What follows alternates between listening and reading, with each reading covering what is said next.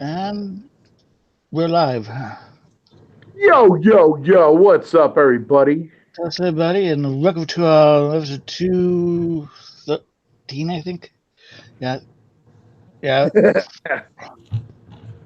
Something like that. yeah, Episode 100 and blah, blah, whatever. yeah. Right. Episode something. Honestly, we'll play closer to the 300 episodes with all the money mixed out and stuff. Yeah, right, exactly. If you started counting all them, shit. Uh, Loop Loop, Juggle John, and Sup Amy. Huh? What up, what up? Juggalo John. Whatever the fuck your name is.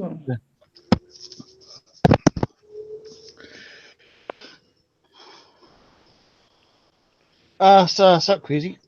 Crazy's up in this bitch. Young Juggalo in the house. What's good? Sup Young Juggle. Sup Tommy James. Tommy James in here. Sup Steel City. Hell yeah. Everybody's up in here. Uh, Black as night. Tight. Hey, Steel City, did you enjoy that Patreon exclusive video I threw up this morning? uh, uh, Huh? what one did you throw up? The infamous Trey Flows interview. Oh, cool. Because we did see it live, we couldn't see it for a long time. Huh? Right. Shit. Because what? It was up for what? 3 days before he asked us to take it down? Uh, something like that. What's up, Vince? That shit was only at 3 views. Something Vince. That shit was at 189 views still to this day. So it must not have been up that long. No, it wasn't up long. Nah, I would say that it was like a couple of days. Still up like a day or two before he asked us to like take it down. Politely. Oh yeah, oh yeah. He did asked asked us politely and stuff. So he was all good. We was like, all right. Yeah. Patreon get the Should shit. have let us keep it up. He would have been getting some like alcohol sponsorships already. Right. Yeah, really. Hi. How are you?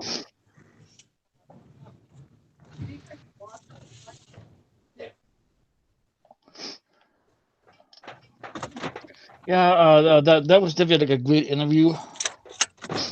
But it was a shame he got took it down.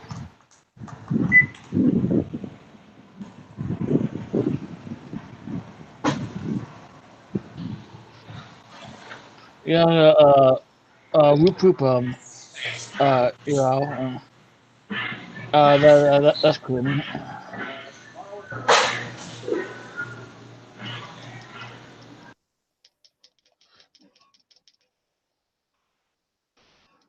Yeah, Joe John says the Benny Boy should have alcohol sponsorship right now. There you go. You have a great day. Let's see.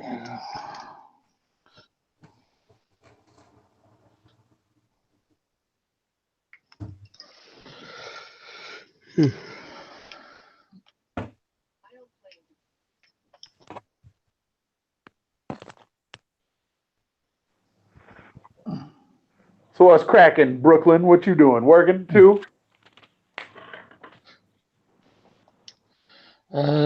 He muted himself. Oh. He's Yeah, at a grocery store. yeah, Right. I'm picking up some drinks. Sup, Church. There's some idea this is Figo. I'll be back on soon after I pay. Okay. Shout Tales from the Lost podcast as long as you can in there. I did that. Did I tell you I did that, man, at Shrek?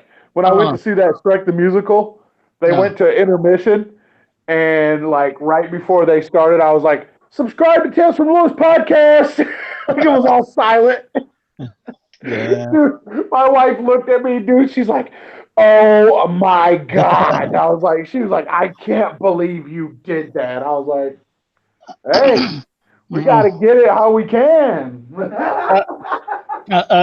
Sup BMX, and sup DMX. sup Mr. Ryan. Huh?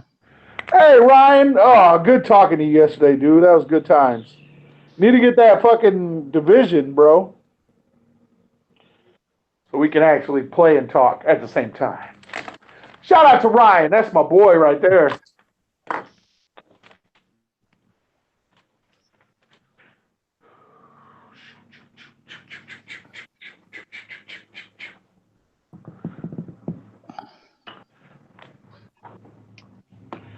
So what'd you get at the drive-thru, bro? Just some pop? It's a Papa and Reese's for my mom. Hell yeah, you didn't get shit for you? Yeah. Got myself a brisk iced tea. Oh, nice. I like brisk iced tea. It's pretty good. I'm drinking that Yeah. Arizona. It's in the packets, though. Yeah. It's all right. It's not as good as the regular shit. Mm. You get 10, you know, the ones you put in a water bottle. Oh yeah. But I got that big ass 64-ounce cup. So I got Nice. 3 packets. I bet. 2 is not enough. 4 was too many, I found out. 3 is perfect. At least he found out. Yeah, right? You always got to experiment that kind of shit. Oh yeah. Oh, definitely. Oh, man. Self Stonehenge. Oh, what up, Stonehenge? We haven't seen you in a minute, bruh. I know.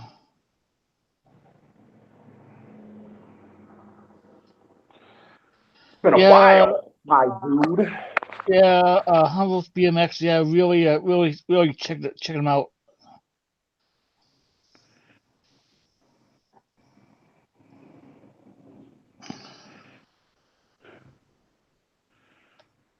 Reckless Intent. They have a beat that they are going to wreck. Nice. The mixtape. What's up, Mr. Shenanigans? What's good? That's Mr. Shenanigans. Mr. Ryan was a black principal in Bill and Ted. Yeah.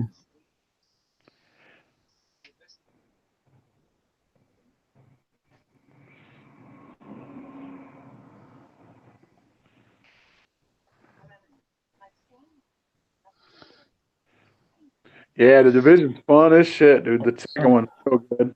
We didn't do a show yesterday, B Clown. I was too busy playing Division, bro. Yeah. Playing Division with my man Price. So is the game? I think the game is pretty good. Yeah, it's good. There's some stuff from the first one that I wish was in the second one, but the graphics are way better. Like the graphics of the first one were incredible. The graphics right? of the first one were fucking amazing. So if the second one's better than that, Yeah, exactly. What's up, Mayor Bear? Came by to say hi and drop a like. We appreciate that. No, they're very much appreciated. how about while you're dropping likes, head over to my channel and subscribe. I need 75 more subscribers. To get them. Got to get them to that 75. What's up, church? In a minute, bro.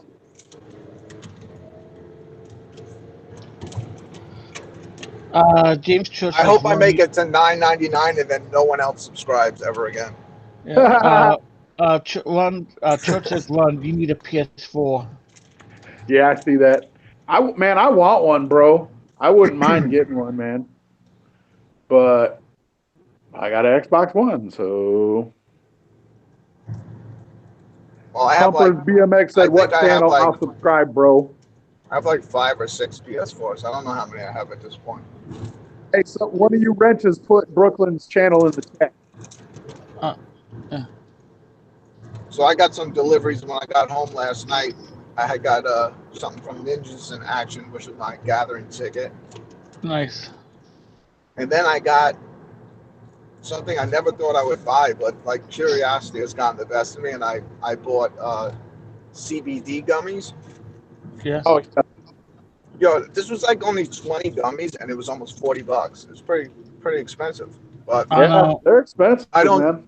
I don't know what happens when I take it. So last night I was like tempted, and I was like, now I'm working today, and I don't know what's gonna happen when I eat one of these. Yeah, But CBD. Yeah. Well, Thanks, Zay, bro. yeah, but you're talking to a guy who gets drunk after one beer. Yeah. yeah. So for you guys, better to do when you're at home and stuff. So I don't know what that. I don't Damn, even know what it real does. crazy. I got a Nintendo 64, bruh. I had two. Man, I would have sent it to you, man, if I'd have known you didn't have one. Too late. I already sold it. Shit. I would have sent it to you though for free. You would have just had to get me back for shipping. I sold late. mine. I used to have like that little, remember the expansion slot, which you put the extra memory in to make it a little faster. Yeah, Brooklyn's about thing I to ever meet did. Jesus. The dumbest thing I ever did is I had a Turbo Graphics Express. That was the handheld one. Oh yeah. Nice. And I had a bunch of, like games for them, all of them in mint condition. Like they look like brand new out of the store, because I don't throw anything out. Like I don't even touch anything in the package. And one day I turned it on and it didn't turn on anymore. Like it wouldn't power up, and I fucking just threw it out and I sold all the games. And I guarantee, like now with like what I know, it's probably just was like a simple thing that needed to be fixed, like a power source. Yeah. Probably like the wire got shorted out or something. Yeah. But I guess I'm not that much smarter, because I took a fucking mint condition TV off the wall because the power supply went bad, and I just bought a new TV. And now I was thinking about maybe selling it to someone who's, just wants to open it up and fix it. Now I'm thinking maybe I'll just put it outside and let someone take it. Yeah. This shit is fucking brand new, man.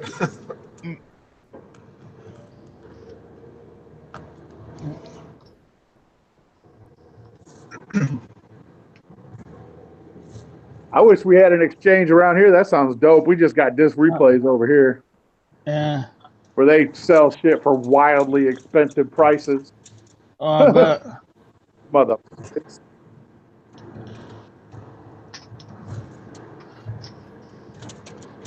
yeah, but I'm sure you probably got one in my town, but.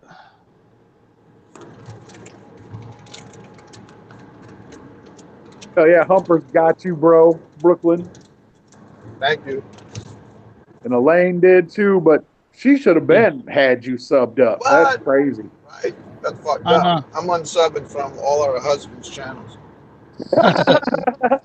Yeah.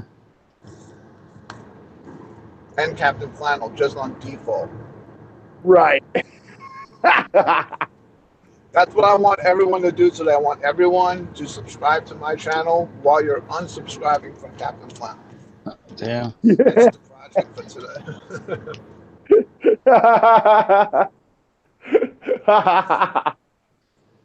So it's like the 75 I get is literally all he probably has. And I hit 1,000 and he hit 0. Like he is at 0. Like he is. Oh, what the fuck? Well, any minute now. What's up? Captain Flannel here. The fucking OCD maniac probably does the same amount of Z's every time he types that. Yeah. He does. Yeah, he probably knows how many Z's are in there. Yeah, Elaine has. That should be the name of his channel, just all Z's, because that's what you do when you watch. You just fall asleep. Yeah. That's harsh. Brian said you still eating that hot sauce?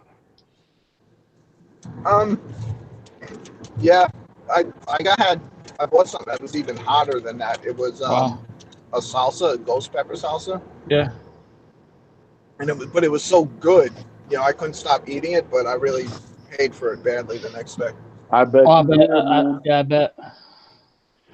Flannel sent me this bottle of Cowtown barbecue sauce, dude. That shit is delicious. Oh my god! And then he sent me a hot version of it, and I've been fucking that up too. But like you said, it's so good that I'd be paying for it the next day, every day, because I put it on everything, dude. Like, because we ran out of the Cowtown regular sauce, and that shit is fire, dude. Like, I got to get on the website and order some more of that. Yeah. Yeah, I've been giving Fanny send me my boxes of sauces and stuff. He finally said it? No, I've been giving he does. Oh, hell yeah. Juggalo John said he got the first 6 box set at the exchange for $69. Damn, dude, that's a lick. I know. Catching a lick. Keep right on to US 422 East. You always know where Brooklyn is when he's in his whip. Oh, yeah. What's up, Corpse? What's up, Corpse?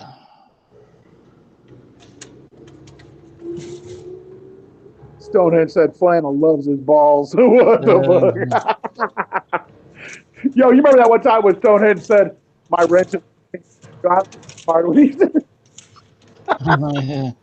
we threatened to take his wrench. He was like, my wrench is bay. Oh, shit. Earthbound for $160. Oh, my God. Yeah. Woo!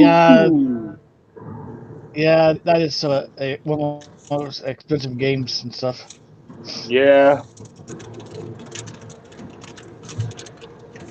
How do you get a blue wrench? You just come in, stick around, like us every day, share us out. Gotta subscribe to Brooklyn Menace. He already did that.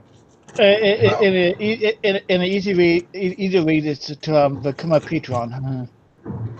Oh yeah, the easiest way is to become a Patreon. That's true.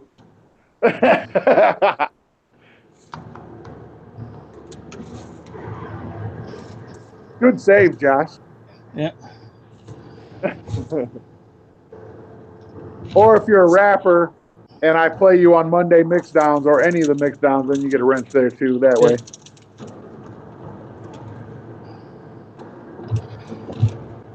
The link for the Patreon is in our description, and Nightbot will say it as well. Yep. So what's up, Miss Me? What's up, Miss Me?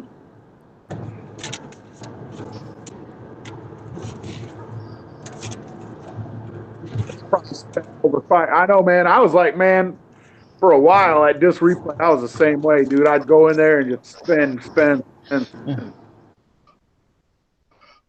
Yeah, DJ Hero 2 is better than the first one, for sure. Never paid him. The reason I bought a 360 was for DJ Hero 2. That's the only reason I got a 360.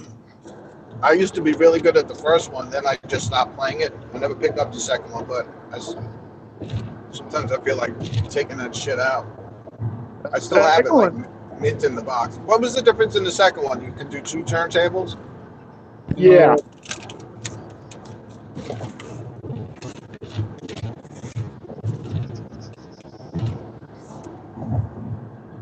Hell yeah, Stonehenge said, I'll be subbing on the Patreon. Yeah, you will. You get them exclusive vids, bruh. Oh, yeah. And we usually we try to do a members only stream every week, but I've been working every Saturday, so I haven't been able to do them.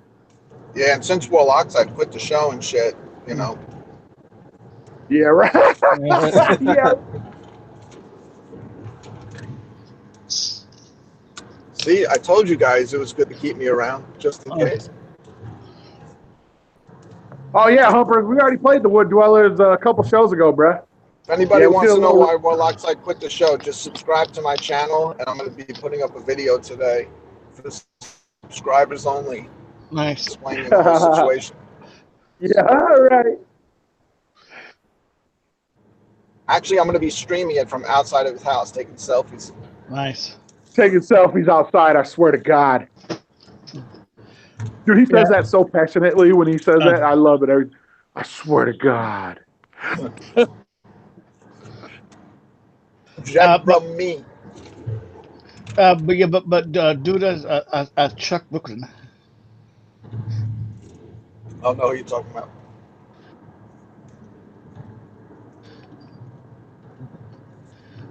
Chuck, if you're watching, I have a new show coming out soon. You have an open invitation. I won't be as disrespectful and mute you and kick you off. You can say whatever you want. So I agree with everything that you say about Josh. Like, I'm literally going to fucking throw him in a well if there's one at the gathering. Yeah, like my fat ass would actually fit in well.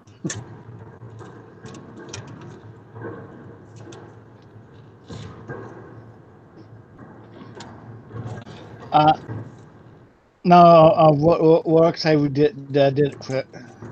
He just got a job. No, he quit the show. And if you want to find out again, just subscribe to my channel. And I'll explain all the details later. Why I'm taking over. So if you don't like me, man, you better get used to it.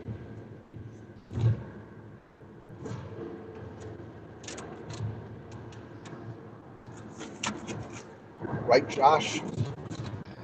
I see so. You don't like me and my fucking GPS talking in the background? I got no problem with it. Too bad. You're going to be hearing a lot more of it. Ryan says deadhead president.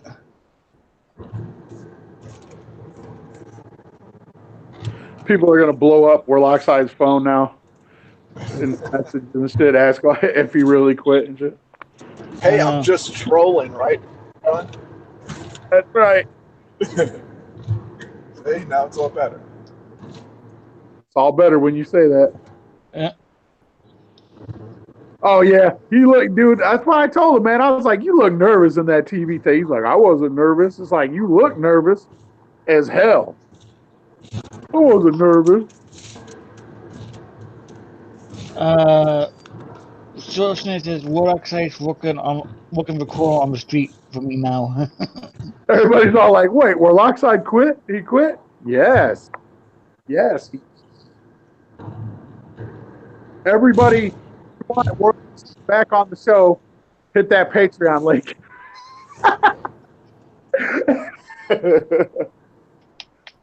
He quit. Him and Chuck Reeves are starting a show called the Chucky and Jeremy Hour. And all Chuck does the whole show is say Jeremy over and over he's again. Gonna do, and then if you get for a day, I know I'll be watching. Oh, we found gave us a date on the charms. What about charms? Ooh.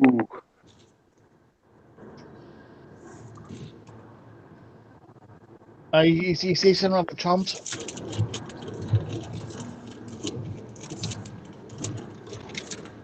Fair. I'm not gonna tell everybody our business. Yeah, you hit that Patreon link. You're picking up. Drive 4.5 miles, then exit He's on going to Evergreen join us on Road. the happy hour, Siznak said, Brooklyn. What's that? He said, Siznak wants to know when you're going to jump on the unhappy hour. They wanted me to the other night, but I was in bed with a lady, even though not someone said it was a fake one. But fake or not, Shit, I'm telling you what, man, that's way too early for me, for my blood, bruh. I was on the unhappy hour. I think even before they called it that. I was on it. But not that long. I'll jump on one night. But we're having them on Studio 17. I spoke to Blake yesterday. He said he's going to be interviewing them on a show, and then they're doing 1 or 2 hour version of their show. Blake's doing a show, and then I'm closing it out with the brand new show that I've been working on. That's coming exclusively to Tales from Lowe's podcast after I do it on Studio 17. Yeah, so Roxy. So it's a new show that you can all love, and then I'll just never do it again. Last show, Chuck looked like a power bottom and took it like a man. Oh shit! What's up, Voodoo? Whoop What's up? whoop. Voodoo. One of my favorite rappers in the game, right there.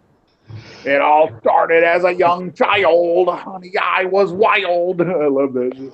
I'm going to teach all you Juggalo YouTubers a lesson, a very valuable one.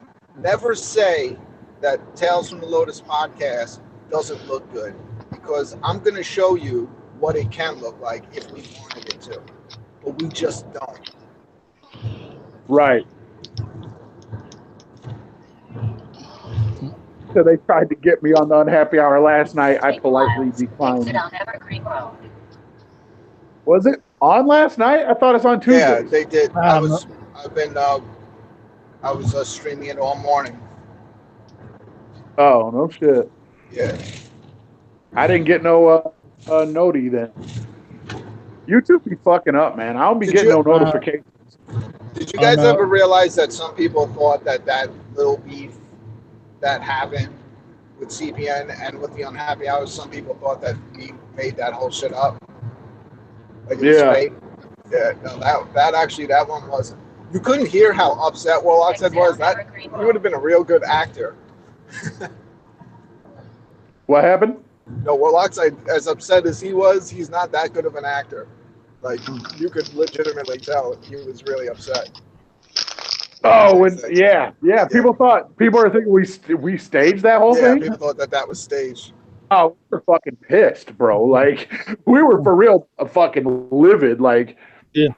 I was like, man, what the fuck, dude? Like, it brought me all the way back to that.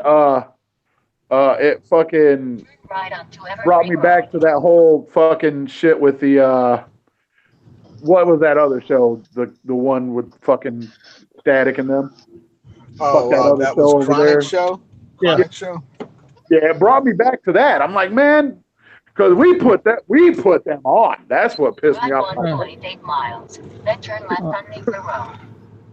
Like, damn, fuck that show over there. We put y'all motherfuckers on, bro. Like that shit. But this one was more like just hurtful than tipped me off. Like, it was just like, what the fuck? But when you watch the whole entire fucking 20-hour stream, and then you realize that that's what them motherfuckers do the whole show, then it's like, oh, okay, well, I just had to watch all 80 hours of it to find out that they're just fucking around. I definitely was on that show, but just not that, like, for a little while. I don't think I said that much.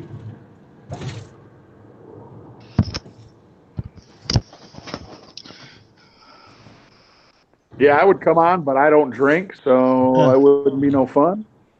Yeah, it's been years since the drink. I was glad that I was actually like, because I always like George. He's cool as fuck, man. Yeah. And I don't know the other cats. Like, I know Siznak, I don't know Lord Zero, but after watching that show, I'm becoming a big fan of him. Like, he fucking kills me, bro. That dude's hilarious. And Fat Jesus seems cool as fuck too, man. So like, so Siznak said it was Ryan's idea to diss everyone that night. Yeah, right. So, Run, after last night, CPN and Jamie were officially on the show together now 5 times. I say case closed. Yeah, exactly, dude. How many more shows are they going to do? How many shows are they going to be on together if they hate each other so much? I think they're secretly in love. Exactly, bro. Because I can tell you one thing, man. If fucking there was a bitch that I couldn't fucking stand to even look at or hear their voice, I would never go. I just wouldn't do it. Like, I just wouldn't. Like, there's no fucking way. That's same here.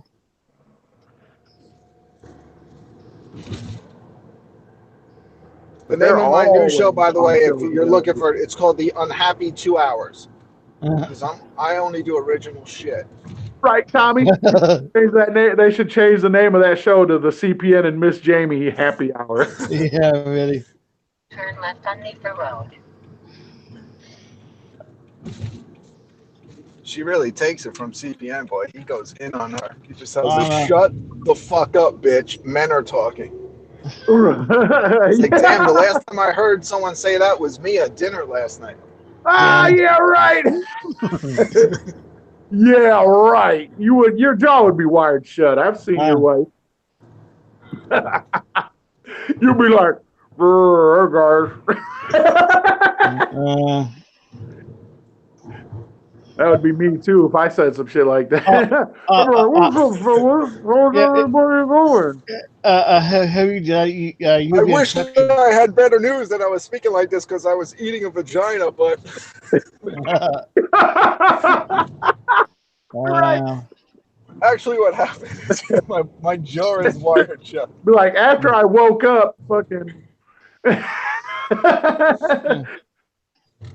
I woke up and went back to the hospital, I figured out what happened. What's up, Corey? What's up, Corey? Hell yeah, Voodoo's your dude, the truth, hell yeah. Thai boxing shit on me. When's Voodoo gonna get his show? Hell yeah, when are you gonna get your show? Yeah.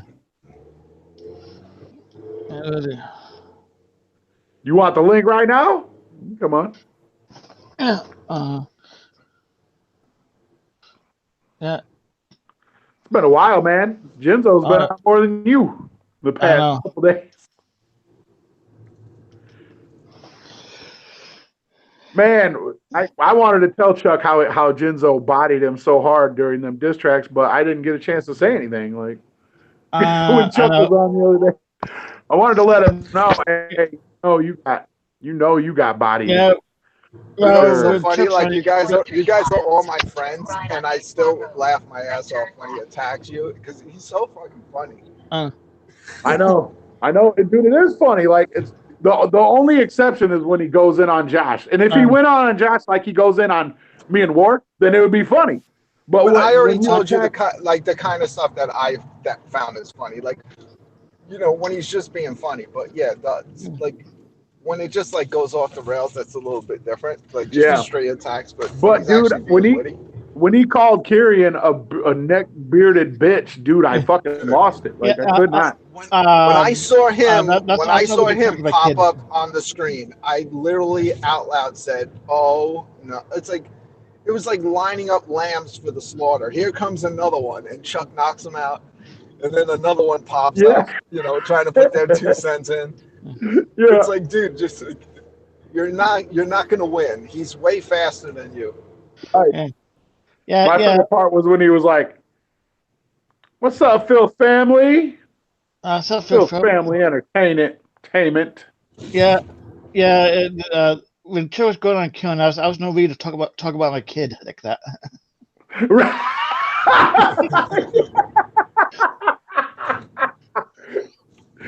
He said, "Yo, he was killing me, dude, killing me so hard, like."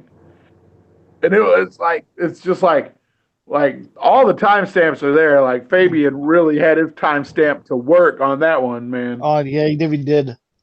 I was dying. Like I just couldn't take it when he was like, Alex and Skelly didn't need to be on with Chuck, right? No, they didn't. Element only is like, what is y'all's side of the story in this young renegade thing? I don't know, man. We just you can do him.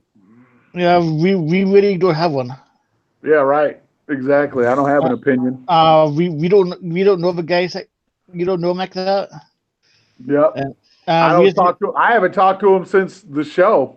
Yeah, me neither.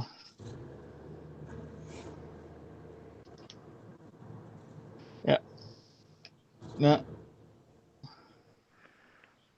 Did Alex Jones do it or no? I asked him to hook me up with some phone numbers.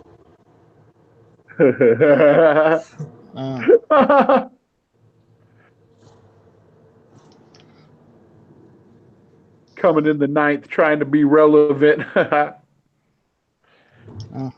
I didn't know him before we had him on the show, and we don't talk to him after. So nope. Yeah, that's our side of that story. Exactly. Oh yeah, Alex is being framed for sure. Yeah. My pubic hair is more majestic than any of y'all's beards. Voodoo said. Ah!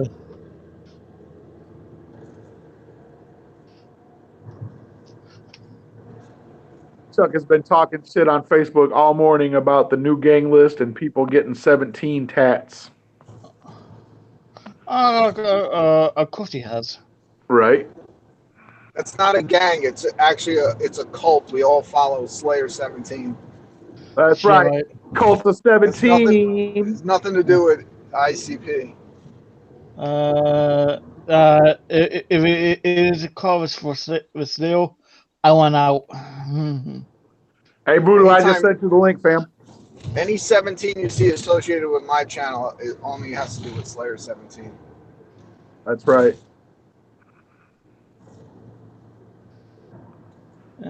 Yeah, Sarah wishes he was as cool as me. He said, Crazy said, Chuck can't afford new tattoos. What the fuck? Yeah. Chuck has to get the 1 and then go back 3 months later to get the 7. Damn. See, Chuck, I can do jokes too. Is Zombriak in the house? Whoop, whoop. Whoop whoop. Ryan says, shout out to this chicken salad set. Dude, I got some chili. I'm ready to tear up, bro. I put a couple drops of Cowtown in that shit, too, and it's been sitting in there all day. I put it in there this morning at like 6:30 before I left for work. I was like, doop, doop. My wife makes that bomb-ass chili, bro. Holy fuck. It's so fire. Fire. Fire. Remember that, Brooklyn, when you're like, everything's fire, all the food. Yeah. It's hard to talk shit about my eating habits now that I'm on this fucking diet. You're like, look at you eating healthy now, fucker. Like, Like, what did you change? What are you doing? shit, I cut out pretty much all carbs out of my diet. I don't eat bread that much anymore or anything. Yeah, that'll help. Yeah, man. Since we started this diet shit, man, I've lost 11 pounds. Nice. My checkup was well. Like, I literally thought they were gonna tell me, all the shit was wrong with me, and they just doctor just came in. He's like, "Hey, how you been?" He's like, hasn't seen me in like 5 years, and then they just brought up a bunch of numbers that I knew nothing about. For all I know, it's like a blood test from when I was like 5 years old, and they didn't even get the current one. But they said I'm good. That's good. They did give me some real sexy news that next year it's time to get the pipe. Yeah. Oh, yeah, dude, I know. I'm not looking forward to that. I got a while to go, though. Yeah. What's up, Voodoo? Phil's Family Entertainment talking about how to I'm not showing up for that the Google appointment. chat. I'm gonna actually do that, and I'm ready to talk some shit. I'm going to do that appointment live on YouTube. I'm going to try to conduct an interview. No. What's an interview? Something that I don't do well. Oh, that's right. The most unprofessional podcast on the YouTube network. Anyway. So, yeah, you've been talking to... Jinzo's been on here? Yeah. Hell yeah. Yeah. He was on here Sunday and shit. And then he was on that show with Chuck. Yeah. Oh, did he do an episode with Chuck? Yeah. Oh, we're not on Chuck's show yet or not. Yeah. I don't think so. Oh, okay, the episode with Chuck, because I know that wasn't he invited to go on his show or something? He was. That'd be cool. That's gonna be a crazy episode. I know. I hope Jinzo's like, so how did it feel when I bodied you twice? Yeah. Will be really interesting.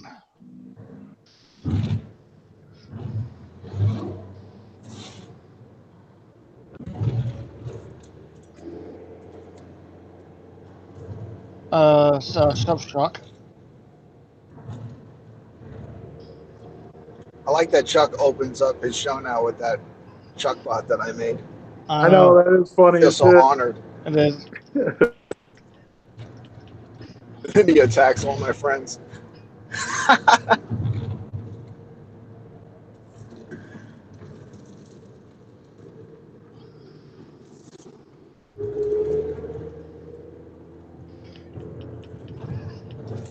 yeah. Charles a good one. Damn, Booker, one and Voodoo left. Well, now we can start the fucking show. Told you, Josh. We just need the two of us. We already got rid of Warloxide. Yeah, that's now just me, you, and Deadhead. Yeah, that's it. Just the three of us. I'll teach Deadhead how to DJ.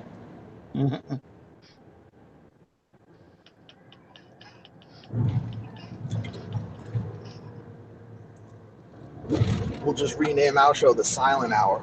Yeah. Two guys that don't want to talk live on the internet. Yeah.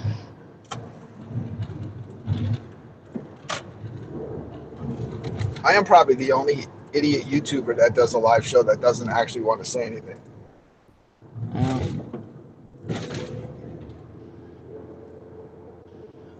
Cynic says Booker and Josh should remake a video of just the two of us. Yeah, we can make it if we try. It's going to be one once I throw you in a well. It's been my plan since the beginning. Just hide in the background and then eventually take over. Like I said, I got my outfit in a wheel. And I'm going to rename the channel Brooklyn Menace 2.0. I'm just having you guys do all the work for me to get all the subscribers. Accept your filthy.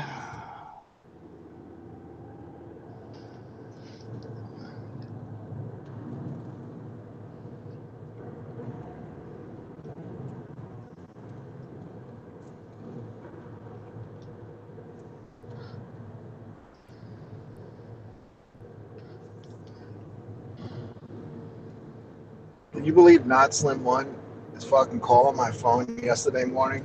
I keep picking up, nobody's there. And finally, I call back. I didn't even know who I was calling because the number was just popping up on my stereo screen. Yeah. I saw some weird fucking area code. Yeah. This motherfucker is calling me because he wants to know if I'm not going to show up to the gathering on the first day so he could take my ticket to get in early and give it to somebody else. Yo, my bad. What kind of friend is that? I don't know. What's up, Voodoo? What's up? My bad. I didn't mean to promo Genzo and then my phone died. It's cool. Yeah, of course.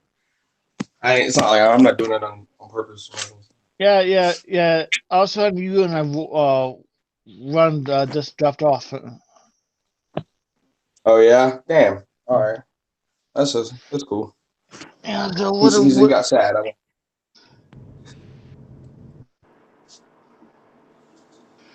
Yeah. Like I said, we said Ginger's been on the show a couple of times. So that's so he's been to shows and stuff.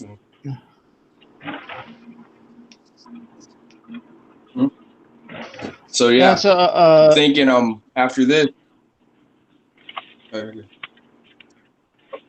might just paint my face up and get on my channel live. See if I can do my own little show. So, I won't get any viewers. That's cool. But that's cool because I talk myself anyway.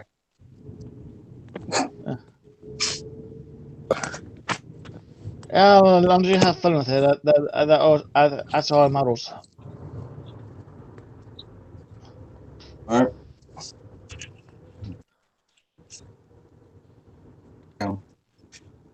Well, shit, man. Oh yeah, so I wanted to tell you guys I'm working on a new album. So don't think that I just forgot. And it sucks that Run just got off because I was gonna see if he could send me those instrumentals again. Because for some reason it won't let me get them. Because we finally got it where we can do some studio shit. Yeah, I'll tell him if you can sing some more instrumentals. Yeah, See if you can help me out with that. I mean, I could probably just message him. I should do that. I should have done that already, but like today, I got today off, so it's like if I'm gonna do anything, today be a good day.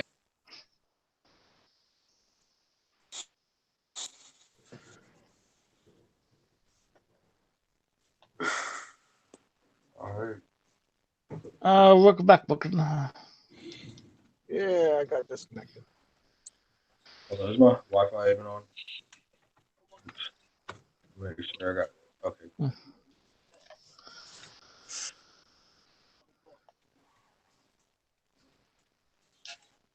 Yeah, so I moved from the car to the bathroom. That's it. So I can charge my phone. Yeah. It was great. Oh, go ahead. Do you have a name for your? Do you have a name for your album yet? The new album? Yeah, new one. I do, but I don't know. I don't know if I'm gonna reveal that quite yet because I basically what happened was we were looking at shows and I need to get a professional set together anyway. So I ended up originally I was gonna rush it, and then I found out that I wasn't gonna get on this show in particular. So then in that moment, like when I wasn't able to get anything on, on the album.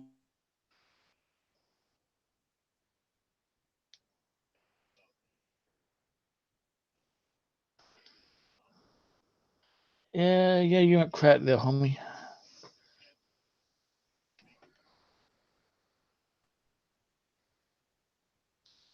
I think you lost your guest. Yeah, it's, he went crack all of a sudden. Yeah.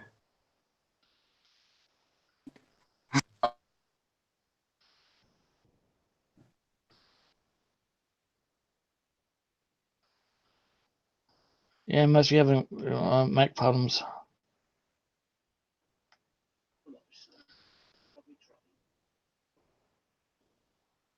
I'll be back.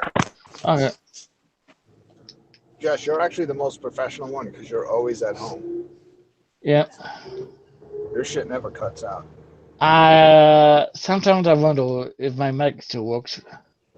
When I try to get wood in the edge right.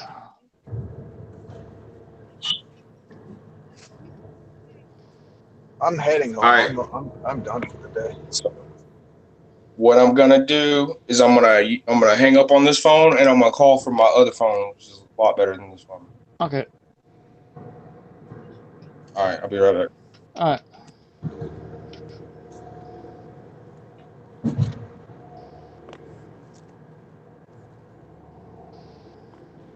It's gonna work.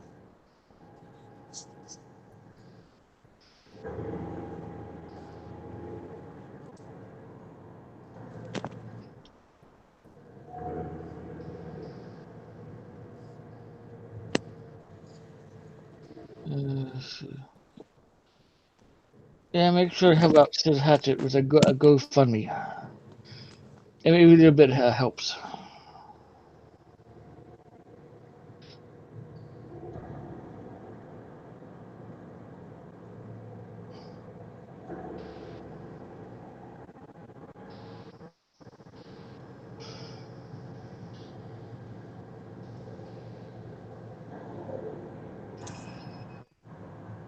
Josh, if I buy that GoPro I was telling you that I want to get, yeah, I'm gonna strap it onto the scooter. Nice. And do some of that downhill shit. Nice. Yeah, it sounds like it'd be fun.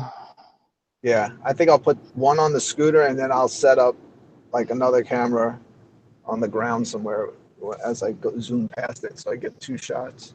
Nice. Hopefully, I'll fall.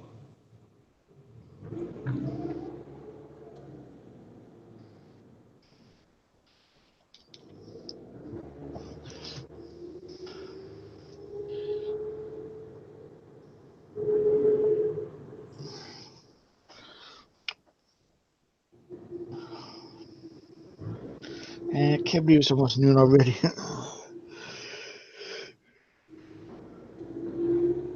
Not yet, Charles Reeves. Not yet. I'm in plans of Borderlands 2 first.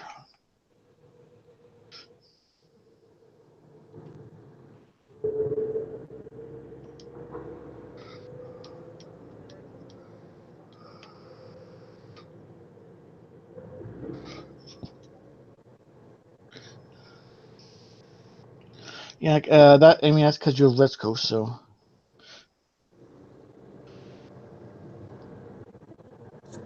Josh, what's gonna happen to me when I eat one of those CBD gummies?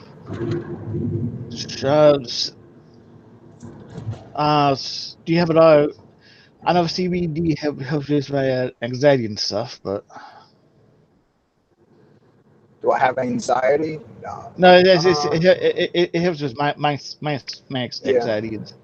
But for you, uh, you should be fine because THC CBD doesn't get you high. It just helps with like anxiety and shit.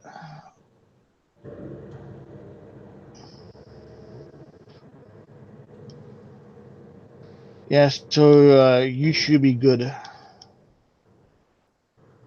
Maybe I'll get anxiety when I take it.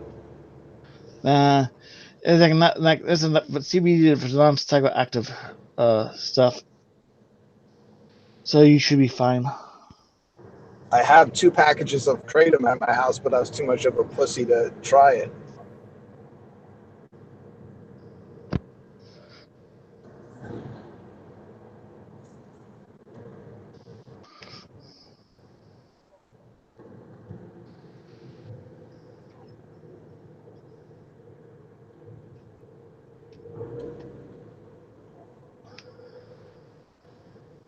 But you should have any bad experiences on CBD.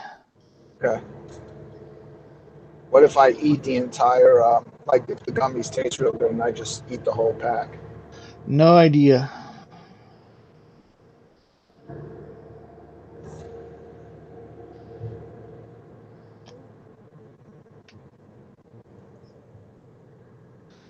Yeah, but It better be good, man. This shit was almost $40. I don't know. 40 for 20 of them.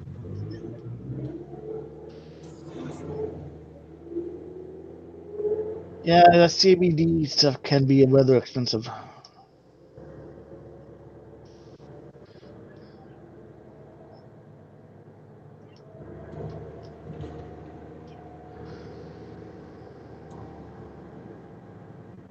I think I'm gonna have one when I get home. Nice, yeah. Yeah, it's probably best if you do it at home so you can know if you do have any side effects, you're not like driving. I was actually gonna go practice tight roping tonight. Should I take it before I do that? Nah. Trying to.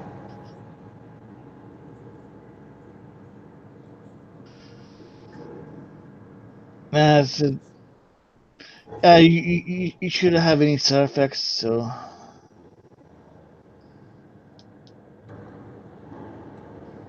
yeah.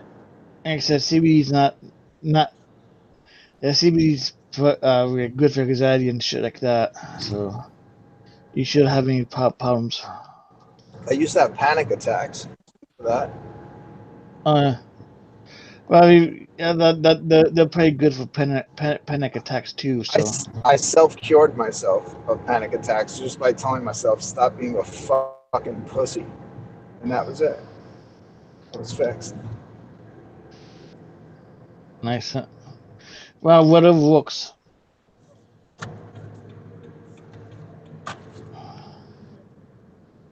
I haven't had a panic attack in such a damn long time.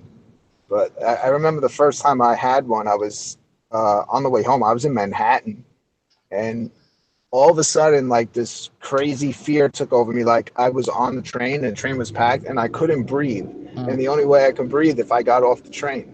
But if the only way I could get home was on the fucking train, so Yeah, and then I didn't leave my house. Once I got home, I didn't leave my house, I think, for like 2 weeks. Damn.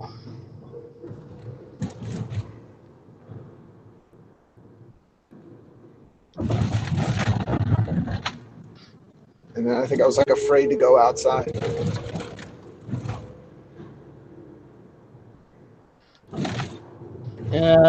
I never had a panic attack, but I did freak myself out several times.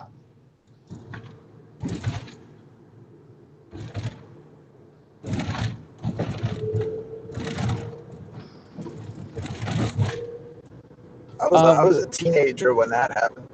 Oh. Then I just got over it.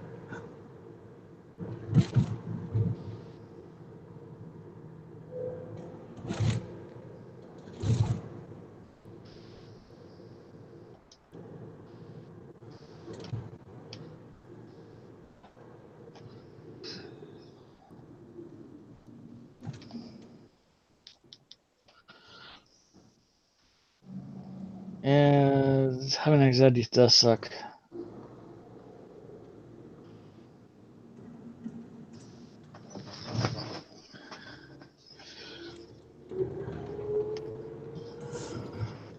Yeah, I wonder how like some people that talk about like they have that shit, like people that like perform on stage like right before they go up. You know, I do stuff where I have to like sometimes like do like 8 hours where I talk in front of people, Yeah. a lot of people. Yeah. And yeah, I remember the first time I had to do that, I was like, I was freaking out for like, I think for like a couple of weeks before. Yeah. I'm back. Welcome back. Oh yeah, should be good. This. I heard you guys talking about anxiety and shit, man. Like, yeah, I can relate to that 100%. I get, if I do have one, I haven't had one like this in a while, where I will vomit. I will just throw everything up that's in my stomach. You can ask Jinzo about that. He used to call me Puke as a nickname. Damn. Unfortunately, just Puke, of course.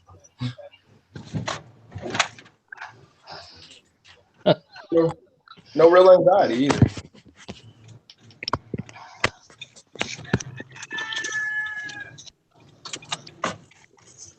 Yeah. So what are y'all up to? You got quiet. I'm sorry. I didn't mean to make it awkward. It's cool. Yeah, it's it's got working on the house today. Yeah. I'm gonna message Ron myself on Hangouts. I never use Hangouts, man, so I get that I have it half the time. That's cool. Yeah. Oh, and What do you got? Sounds like you got like roosters outside your house. Actually inside. Oh, they're inside? Oh yeah. Well, no, not roosters. It's just one. It's Jinzo's worst enemy. Okay. Actually, because I mean, when it starts doing that, we can't record. So it's like during the day we have a really hard time. Yes. Can I use the bathroom? Yeah. Hold up, I gotta get out. Okay.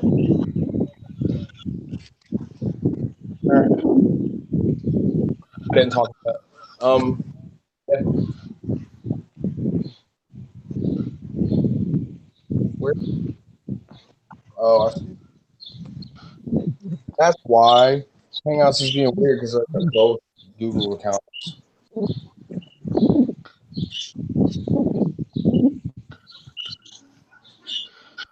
Yeah, did you guys hear about Dave Mustaine?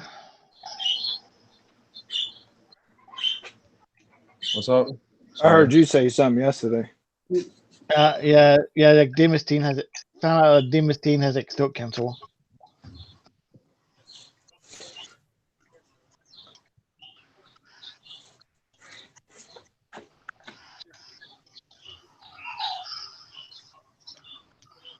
Sorry, man. I'm trying to. That's cool. Just trying to be productive, and it's hard because like, there's not a whole lot I can do right this minute. So what's up? What's up with you guys? Other than Yeah, I've just been hanging out. Hanging out on the hangout for everyone to watch. Pretty much.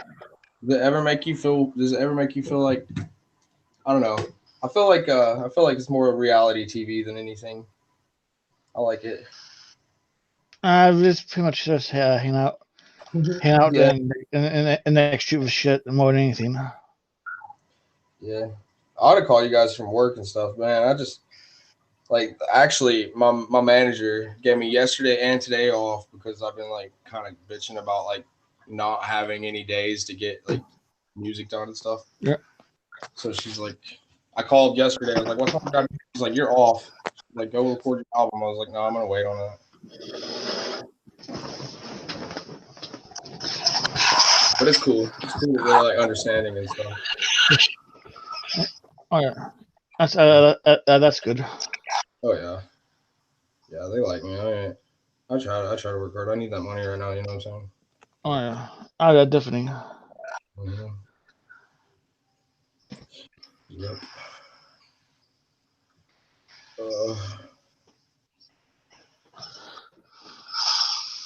I feel like Surface West Haven.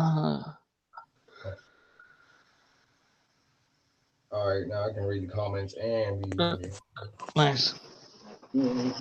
See, this phone right here is the piece of shit I was trying to talk to you from. Oh, a okay. minute. Like, it's still freezing. That sucks. That's all good. I mean, I'm not worried about it now. Oh, so yeah, I don't know if I want to release the name of the album yet. I mean, I feel like I'm pretty sure it's solid on what it is. I got a book I want to read. I want to homie of mine, one of my managers actually at work. He's got the Cabal. He wants to bring it and let me read it. That's good. Yeah, I've always wanted to read it. I've never been able to find it. And like, what was the book? the Cabal. It's either the Cabal or the Cabal Yin. I don't know which one he has, but I know that they're both good reads, I guess. I mean, I haven't read them, not yet. If you know anything about it, it's dope. It's kind of like about manifestations and such, I suppose. Okay. If I had to just like sum it up and guess without even knowing, you know what I mean? But the thought in my mind tells me that.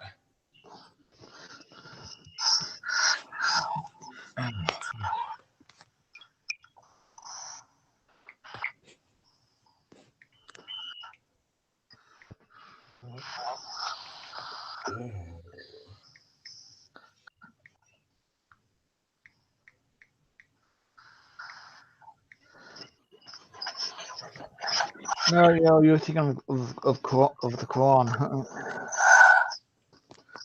Oh yeah. Sorry, man. It's okay.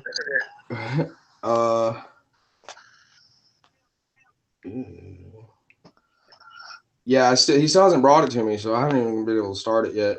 But I mean, like I said, I had gotten started on the album. Well, okay, I started writing, and I was bad. I'm bad about critiquing, right? Because you know, I'm a worst critic.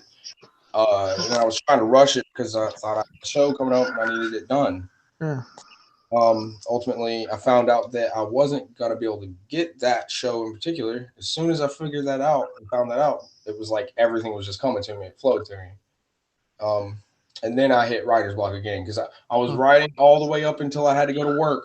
And as soon as I clocked in and I worked my shift, by the end of my shift, like all the inspiration was gone. And I was like, what the fuck? Yeah.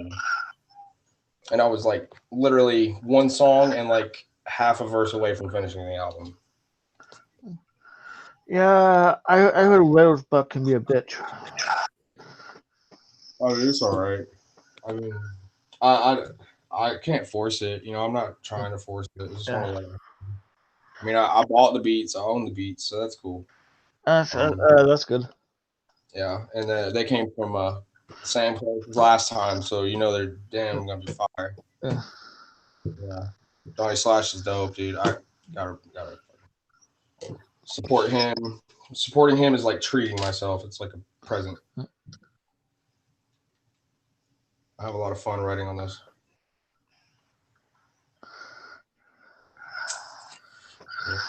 So when are you gonna drop your mixtape, Josh? I'm not sure when the podcast mixtape is dropping. Oh yeah, like actually, yeah, that's true. I'm not sure when it's dropping because I'm working with other guys who's doing it. Yeah.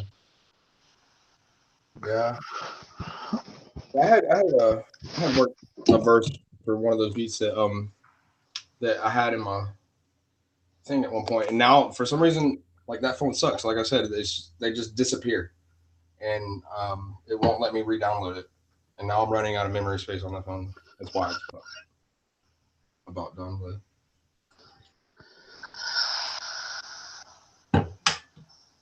But I still use it because it has.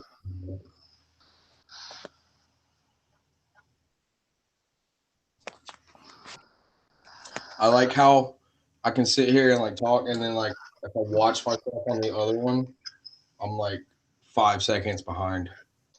Like travel. It's okay. It's time travel. Oh man, time doesn't exist. So it's just us, huh? Yeah. I didn't mean to run everybody off. Like, No idea.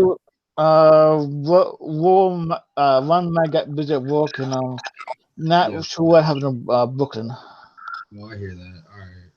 So I mean, but y'all are probably getting ready to end the show anyway, huh? Nah, we've been going out. We've been going out for an hour or so. Oh, I bet, yeah. Yeah, so I'll probably go on for another hour or so, but. Oh, okay. People just jump on and off as they please, huh? Pretty much. Yeah. Yeah, because I think Brooklyn was going home, and when one was at work and stuff. So. Yeah. Well, yeah. Like I said, I'm off today, so I mean, I'm just trying to kill time until 3:00. Once I yeah. Tommy's trying to get in here. If you want to drop him the link. Yeah. No, at 3:00 I'm gonna start recording again. Nice. Like we got a little something worked on last night, and then got a couple tracks for my set. Tracks that are on my channel already. Like Hello, I've rewritten though, and what's the other one? Oh, Nameless. I'm gonna remaster Nameless. It's dope track. Nice. On the Look at Me beat by XXX. But yeah, I remember when I found that, man, because like I found that song in particular, you know, he used to break into the mainstream with that shit. But I hated that song with a passion. And then I looked into his other music and I was like, why? This guy's so dope. So I killed him. Yeah.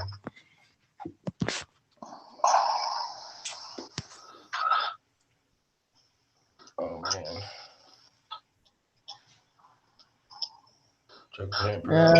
Yes, Tommy Dean for me. Oh yeah. I'm just watching the comments. I figure so funny. Stop, Tommy. Good, y'all. Yeah. So, What's up? Hell yeah. Oh, yo, fucking maggot. Voodoo, what's cracking, my dude? Oh, just raising dead, you know, fucking eating maggots out of bitches' vagina holes. Yep, eating maggots out of buttholes. You know how we do. I'm gonna send you this beat, homie. Hell yeah. Hell yeah, it's banger for real.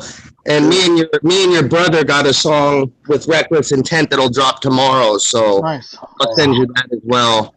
I already know what that is, and that's just gonna be fire. No, brother. I love how like he's right next to me all the goddamn time, but he can keep shit under wraps, and he just like, because I'm at work and he's working on it, and it's like out of nowhere he's like, "Yo, check this out," and I'm like, ooh, I'll be hearing him spit something new, but I don't hear the rest of the song. All I hear is him spitting. You know, it's like his verse. Yeah, you were probably there shit when he recorded his verse. Probably.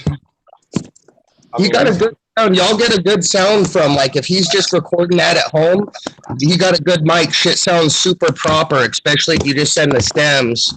I got a good producer and everything that makes shit sound like money. So, yeah, you guys, they're cranking it out, man. Look out for Jinzo and his bro, because it ain't a joke. And Real Boy shit all day. Reckless Intent. Shout out Reckless Intent. And Truth Race. Those are the homies. I don't see you in the Real Boy chat ever, man. You should link up with us.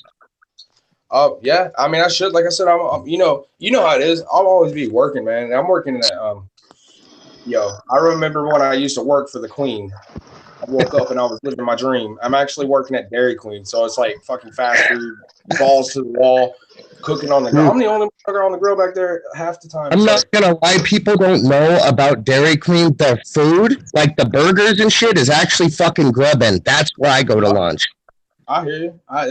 Yeah. But when I'm there and you coming through drive-through and coming in at the same time, I have a hard time keeping up with you guys. Well, I mean, I do it. Actually, keep it pretty good. I'm at least you're working. I got respect for everybody out there who's actually getting their grind on. Don't matter what your job is, if you're fucking busting your ass and trying to do yourself better, then that's what's up, man. How you doing, Josh? I'm doing good. Oh, everybody's starting to get their gathering tickets in the mail, I'm noticing. So I'm hoping mine are there today, and I'm going to FedEx you yours. So I'm looking forward to seeing you at the gathering. Yeah, I'm looking forward to meeting you two. Have a gathering too. Hell yeah, man. At Voodoo, are you planning on going to the gathering? I forgot if Jinzo said if you guys were going or not. Actually, I don't. If I'm not mistaken, don't take this like 100%. But we'll be there next year. Dope. That's good enough, brother. And like I said to everybody that can't make the gathering, we still got mad love for you. It's not always easy to plan or to get there, so we definitely understand that. The only reason I'm getting there is I'm actually rolling with Reckless Intent to the gathering, so it's going to be dope as fuck. I've always had this vision, like since I was like young little Juggalo. You know what I'm saying?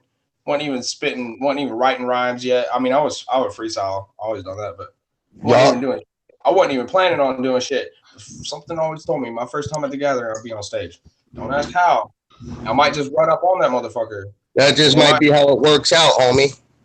Yeah, I mean, hey, that's the vision. If that's how it works, then that's how it works. But if not, I'm gonna get there one way or another. I ain't never really gotten too salty about not being able to go, I guess. Yeah, some people, I've always been the same way. I've only made, this will be the third gathering I've made it to, and there's been now 20 as of this one, so I have far from made it to every gathering. But I mean, when you do get to go, it's special, and like I said, you never know, karma and the planets might align. You might just end up there fucking to flex and perform your first timer. I know Jinzo said that y'all were gonna try, but it probably wouldn't happen now that I remember. But yeah, man, that's fresh as fuck. Come on, Juggalos in the woods, man. Super gathering. I'm fucking stoked. It's all about belief, man. I believe in this shit. Don't let Jinzo's doubt bring us down. Yep. Yes, sir. Yeah, bro. You know that. But I mean, we gotta have that balance. Oh yeah. You know what I mean? There is no black and white. Everything's gray. I like that, most definitely. Looking forward to the new project as well. Who's got production on that joint? On the new project? Oh, the beats? Yeah. I went on Johnny Slash, my main man. Hell yeah. I fucks with him hard, man. I like all styles, right? Like I can. Here's my rule, okay? This is how I practice. When I freestyle, I jump on YouTube, I type in instrumental, anything. My rule is spit. Okay, if you like it, spit. And it may be whack, it may not be. Who cares? Nobody else can hear it but me anyway. Well, to be a real good artist, you should be able to spit over any kind of instruments or instrumental. In my opinion, that's what really separates the men from the boys, is if you're versatile and you have a variety of flows that you can unleash as your weapons. You know, it's good to have multiple weapons. It created like an infinite amount of flows, you know? But yeah, like but here the album. Oh shit. Yeah. For the albums, I've been leaning towards boom bap for whatever reason. You know, I'm feeling the shit. Hey man, like a real heavy. You got all kinds of shit, man. Check him out if you don't know who he is. He's really diverse as a boom bap artist. I will say it all has that boom bap vibe, and then he adds whatever he feels. And the samples are old, and it's just fucking energy from a long time I ago. like that old school. I really do. I have a lot of appreciation for the boom bap style, and it's trusty. You know, you can never fail with just good old lyricism, rapping on beat. You don't have to chop every time. You don't have to fucking have all the bells and whistles. Yeah, you don't even have to rhyme. You don't even have to rap. You know, I was on one of the songs. Man, I had such a. I mean, I say I did rhyme, but like. I mean, I don't know if you heard my album, like, I made this for you at the end of the album. I'm not rapping. It's like, where do we go? You know, it's like, I mean, I can't do that right now, acapella. I'm going to sound like a weirdo. I mean, shit like that, bro. It's like, and here's the thing is, like, I tell people, man, they'll be bringing me something different, and they'll be like, I like it. And I'll be like, that's all that matters. That's all that matters. And everybody else be like, oh, you're whack. It's like, dude, that's dope because it's different. So I see Brooklyn Menace has joined us again. Can you hear me, Brooklyn Menace? Or is it just Pokemon? Hey, I'm playing fucking Pokemon. Tommy James, relax. Man, my parents used to call it that, and I used to get so mad because I was actually very into Pokemon as a young child, and my parents would say like Pokemon. What is Pokemon? That just doesn't even sound like anything. It sounds terrible. I'm like, whatever. So, man, I'll tell you, I am king of games. I play Pokemon, Yu-Gi-Oh, Magic the Gathering. Magic, my shit. I'm old school Magic player. Hell yeah. I know your brother does some Yu-Gi-Oh. Yeah, I mean, I try to master all three of those games because, like, I don't know, you never know you gotta play what. You know what I mean? And I want to be able to play with anybody. Hell yeah, bro. I mean, I don't have my Magic cards and my Pokemon cards anymore. I got some Yu-Gi-Oh cards because Jinzo plays, you know. Well, that's dope because it looks like Brooklyn is actually playing the Pokemon card game, which I never played the game. I just collected the cards, but that's dope. He looks like he knows what he's doing. I'll bet he does. Yeah, I played it online, dude. They got a really dope interface for that game online. Yeah, it looks like I'm looking at now is pretty fresh, actually. Yeah, it does. Yeah, it is. And like, remember the Game Boy games, the red and blue? I used to love those motherfuckers. Who didn't, man? I'm preaching to the choir, man. That was my shit. Takes me back to seriously childhood. I also want to give a shout out to let me shout out Fago Lovers Heaven real quick and Scotty D. They reposted my new video for Sleepless on their platform, on their Instagram and the website. Much love and respect. I've been going to Fago Lovers for ICP news and underground news since I was a fucking kid. And to see that he did that seriously made my fucking week. He didn't have to do that. Much love, Scotty D. Look forward to seeing you at the gathering, homie. Shout out Fago Lovers. Whoop. Fuck yeah. Hell yeah. And see, that's that love, man. Because that's a beautiful thing. When you get there, you got so many motherfuckers you're gonna want to hug. So lovely. Yeah.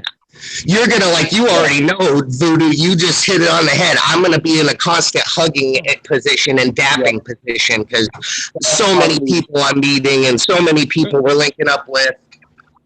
Yeah, because we build these relationships just like without even trying. Just like this is the Juggalo family.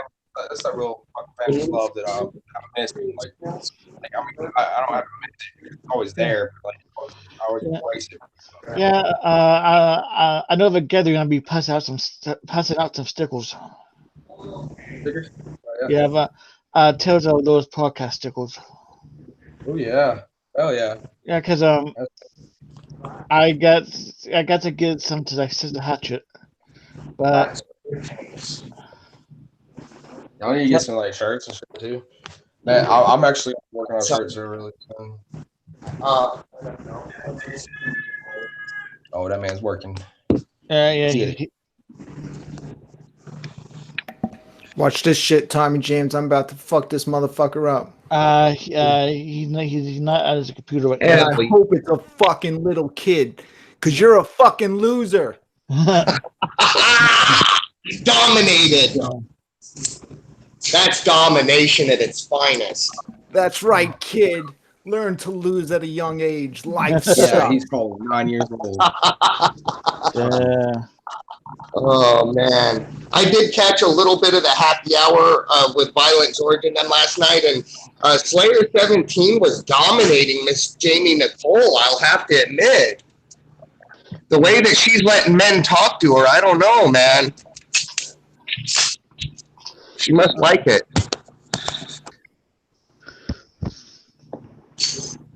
It was nice to see Slayer back in action, yelling at people, yelling obscenities, and doing what he does best. Yeah, I like to yell obscenities at little kids trying to play Pokemon. Yeah. Teach them a lesson. Oh, you can go to the card shop. Hell yeah. Here's what you get, bitch. Suck on this zap Do it. cannon. Do it. Fuck off. it. That's right. I get another card.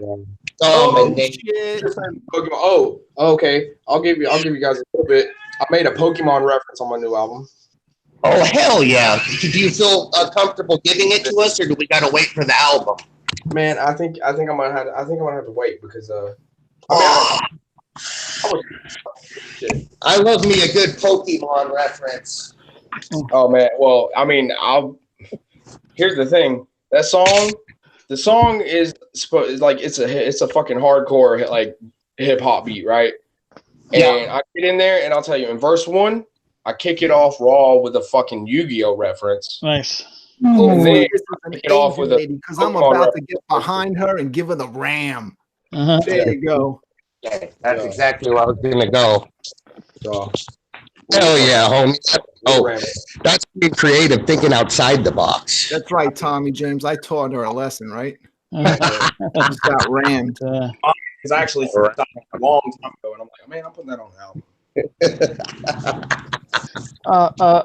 Substance Hatchet. Watch this shit. Boom. Zap cannon. Yeah. Say hello to my little friend. Fuck off. I'll attack. Ha ha, I win. Dommy. Hell yeah. I hope I'm playing CPN. You know who plays all these fucking card games. I Kick bet his this is ass. CPN.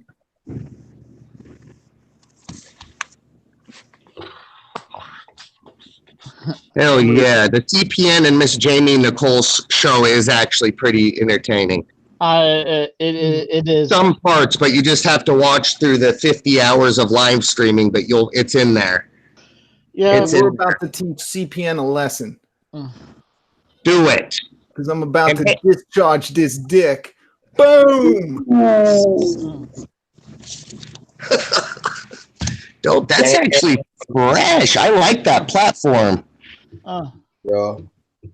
So Cheating out on Pokemon. I've never played this game in my life. It looks like you're fucking kicking ass, bro. Keep doing it. you know what? That was the funny thing when I was playing fucking Pokemon online like that. Like even though you jump in there and you can win games even if you don't know shit. Yup. Yeah, exactly. It all depends on the level of who you're playing, and there's some factors involved there. That's why I like going to the Magic the Gathering like live tournaments. Yeah. I never played Pokemon, but I did play Magic, and yeah, you'd be winning shit. Like you'd win like rare cards and Roy. Like I used to have so much fucking fun going there every Friday night and playing Magic, and then there'd be like always the old dudes there who were like the fucking gurus who were like playing since it started, and then you got the new beginners, and it's a nice like mix, going on, and they're like fucking $1,000 decks. Yeah, the land costs $200. True story. When I was like 13, I was at one of those tournaments, and I knocked over a large Pepsi. The dude had all his cards laid out, fucking like just like you said, like, oh, this land is $100 because it's from the alpha beta. And I'm like, okay, well, let's just say that I'm happy to be here with y'all today because that almost ended my life most indefinitely. I've never seen a full-grown man cry, and then here he is over 18 and I'm just a kid. Yeah. It was, and they were fucked. He was wiping them down and they were like coming apart. I felt so bad. Dude, I had a similar story. I have a similar story. I mean, this was like 2 years ago. I was playing Magic up at the card shop. Back my hometown actually was like, fuckers, and we had like the most competitive player base for a small town. Read it and weep. Victory. But yeah, we had a really competitive player base, and we also had your guys that would like to get those really expensive versions of the shiny cards, the holographic. We had a guy like Expedition Land Tron out. I don't know if you know what that means at all, but it was a very expensive build, and he just finished putting it together. And he brought this chick to the card shop, and she was drinking, and she's leaning over with her beer. And as she's leaning over, she's trying to look at his cards, and she doesn't know what she's looking at. She doesn't give a fuck. She's just trying to look like she's interested. She poured all over his cards, and dude, like he brought her, so it's his fault. Oh my god! Yeah, you kind of have to blame yourself at that point. I never saw him again. Like after that, I think he was just done. He's like, I'm not doing this anymore. I'm not playing anymore. So I'm looking forward to this record it's up for pre-release now, I believe, on the nativeworld.com. It's ABK's Tampon Juice. Oh yeah. I thought it was but then I keep seeing all this promo for it and different pictures. I'm very interested to hear this record. I mean, between the name and I fuck with ABK heavy, Tampon Juice. Yeah, no, it's not. It reminds me of something Jinzo would do. Right? And I'm like, I have to pick this up just because of what the motherfucker named it. Like, what are you trying to teach us? Yeah, I bet she was deep, man. That band is deep. ABK is fucking like.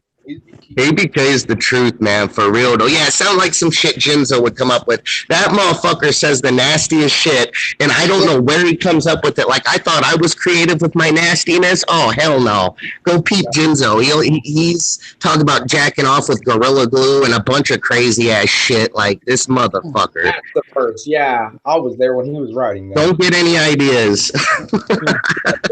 I'm telling you, because I remember back in the day, man, me and Jinzo, we go way back, and I did a song called Dr. Voodoo, and I got him, he got in on the second track or second verse or whatever, and I just, because my first verse was like just bars, and then it was like, the doctor will see you now, you'll never find the song, I can't find the beat, if I could find the instrumental, we'd do it again, but he comes in, man, he's like fucking, I'm telling you, like, the doctor cannot help him, but he needs the doctor. For real, bro. My favorite story is that, and I believe you're the brother the story was about, was that fight over the fucking soda. His story about you guys just going to war over this can of pop. Like, that's fucking like some real brother shit. If you don't have a brother, that's what it's like. I mean, we've gotten into fights with like, that was a different brother actually. Okay. Because dude, I'll drink water. I'm not a picky person, so like, I'm fuck your soda. I don't need it. It's not Faygo. If it was Faygo, then I'll steal this shit.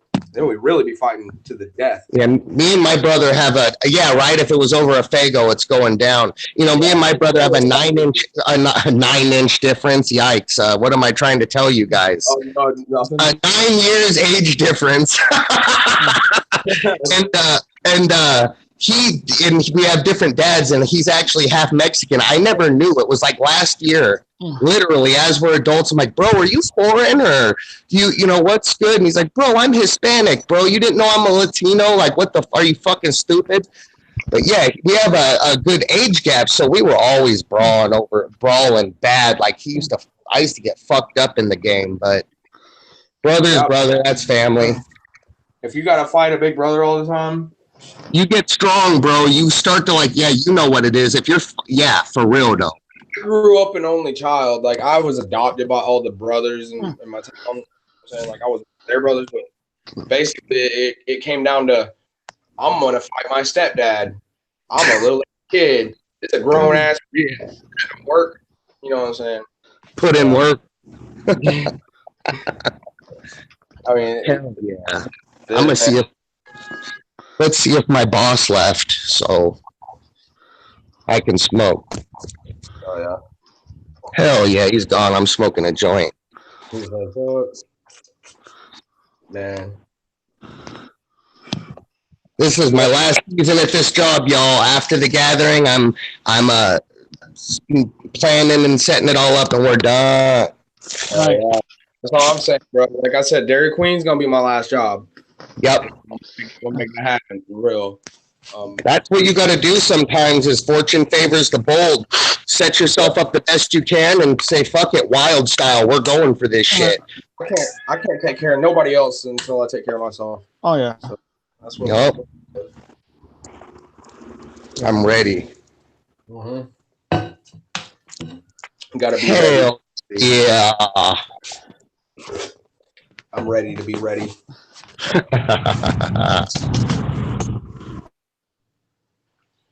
Oh, what a nice fucking day. Shit. Nice.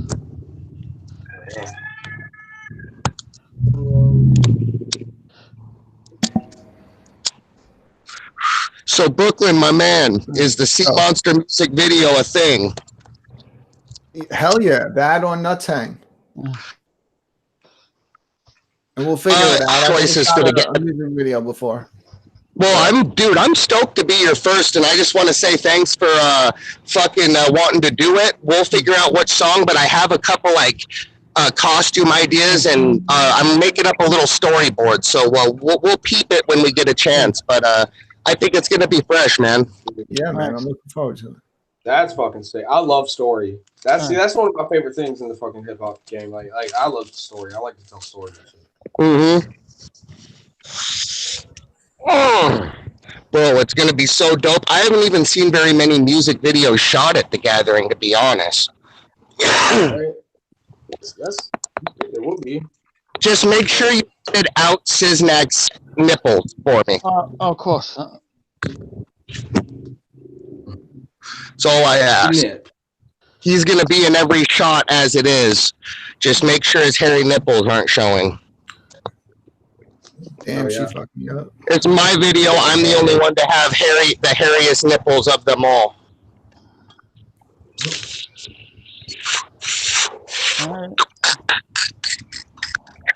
Oh, man. Smoking this shit called Tropic Thunder. Dope ass shit.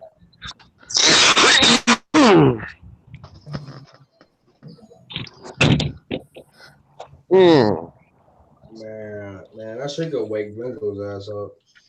Is he sleeping? Yeah, well, dude, we've like I said, I got yesterday and today off, man. So it's like balls to the wall with any chance we get in that studio. You know what I mean? How late that motherfucker stay up? Well, he's sleeping right now because we got a time period that we have to wait. We got to wait until like 3:30, and then we can get back at it. Fuck yeah. Where's Warloxide at today? He's working right now. He ran off and became a professional Pokemon player. That's why I'm actually practicing. All right, I can fuck with that. Hell yeah. Yeah. Actually, Warloxide got like a job, so. Well, congratulations. I'm happy you scored a job in perfect time for the gathering. Get some money saved. Go up there and fucking wild style, man. I want to have some money because there's like some merch that's always exclusive to the gathering, and I'm picking some up this year. Nice. The last gathering I went to was 17, and I was too broke to really get anything. I hitchhiked from Washington, which, if you know, that's like as far as it could possibly fucking get in the U.S. And I'm actually taking a train for 24 hours, but the train is dope because you can stand up and walk around in it, not like a plane or a bus. Then getting to Minnesota, and then we're driving 10 hours, so it's going to be a little trip there. Oh, I bet. For a 24-hour train ride and then a 10-hour car ride, but man, nothing more worth it than the gathering and get to see all these beautiful motherfuckers. Good music, good food, good family. All right, I'm good. I'm sufficiently stoned. I'm fucking high as shit right now, and a lot of it's fucking sleep deprivation. Like I was up all night and recording. I'll just crash. I'll pass out right now. Used to because I got 2 more tracks. I gotta get recorded. You're ready to put some work in. I can already tell. Like you're gung ho, bro. You ain't fucking around today. Man, it's like I don't always get the chance, you know. So like when I do. That's how I get. Like the studio is when I'm at my happiest. That's when I'm at my finest moment. Shock Trostic, we got a joint I'm finishing up tomorrow. So shout out Shock Trostic for having me be a part of that song. That's gonna be fresh.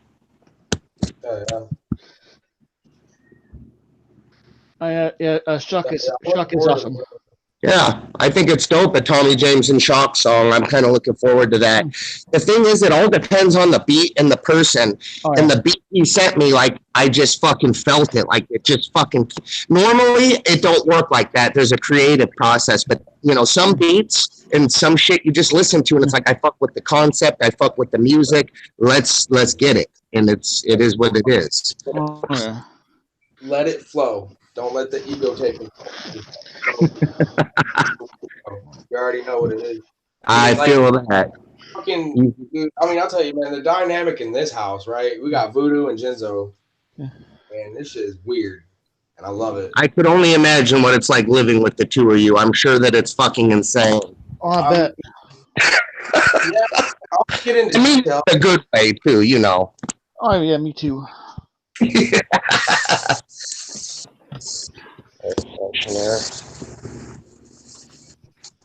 I fucking love my job. That's good.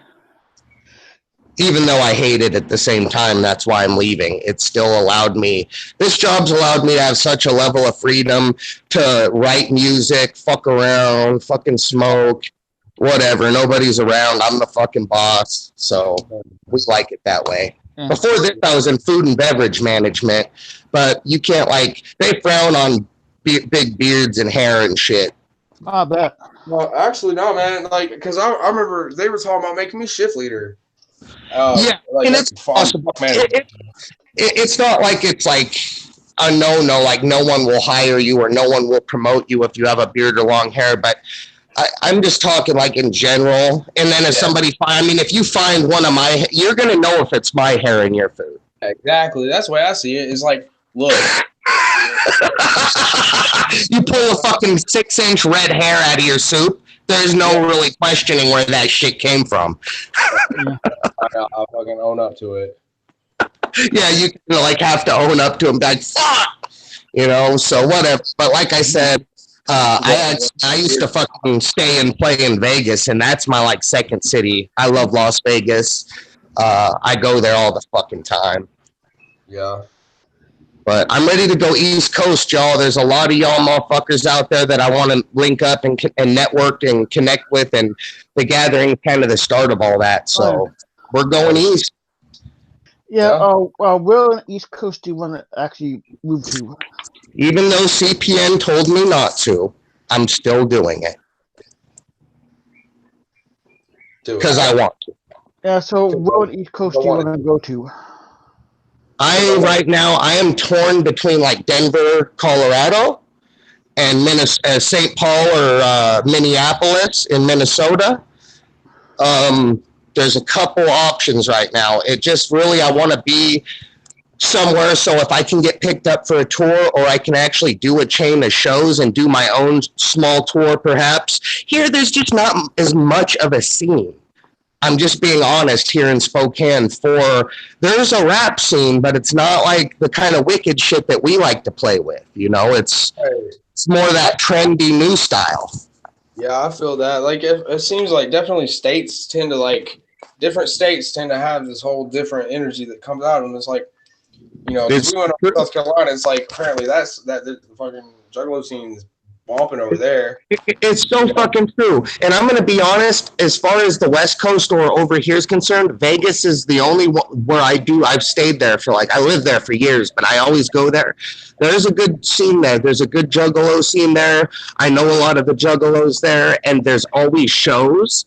And like I said, to be able as an artist, you want to be able to say, yo, I performed in Las Vegas, and then have certain under your belt performance-wise.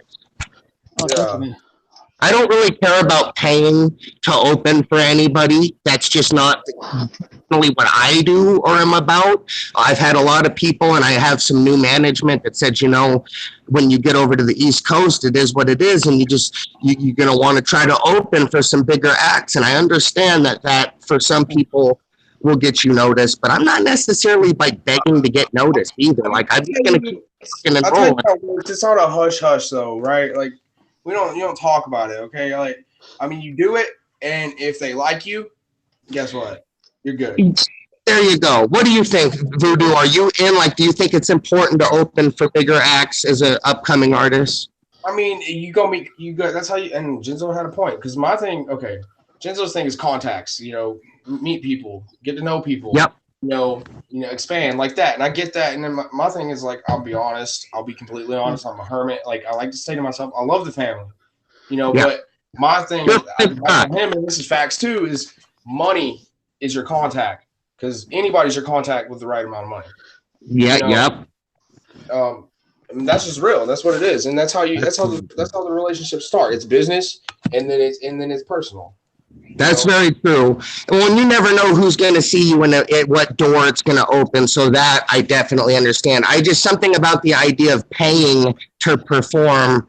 Maybe I'm being a fucking dick and I'm being cocky and above it. That's just part of the game. It's because you don't have to do that over there. Is that what's going on?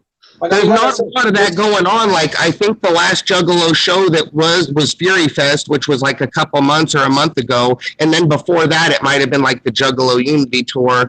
But and I don't even think they came to Spokane, actually. They just went to Seattle. So, and I could be wrong on that, but there's just not as much. And it's not as...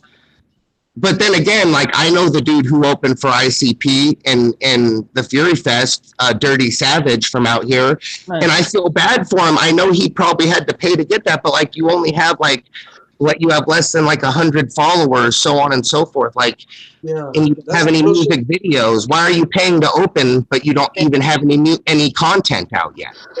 Paying to open a show, exactly. See, that's why I didn't open. That's why I haven't done a show. Because you know what I'm saying? I have a full. I got music, but I need a full professional set, because I don't want to get on first and then fucking blow your speakers and ruin the rest of the shit for everybody else. But other than that, it's I feel you on something, because it's if you're going to open for this bigger name, ain't nobody really there to see you. No, but yeah. They might hear you and be like, "Whoa, that was dope." I like that, but then are they really going to put it in here and then go home and look it up? Yeah, it's pretty much up to you to go out after that and start talking to people and giving out your social media information and so on and so forth. That I can understand, but you hit it on the head. They're not necessarily there are you ever there to really see the openers? Usually not. No, unless you're already a fan, and then you're oh yeah, I'll follow him wherever he goes. But Josh, did you watch the openers at Fury Fest when you went? Yeah. Were they any good? Yeah, they were. First it was Ouija, and then Mushroom had played, and they won me over. Then Rich played. Then it was the Clowns. Fuck yeah.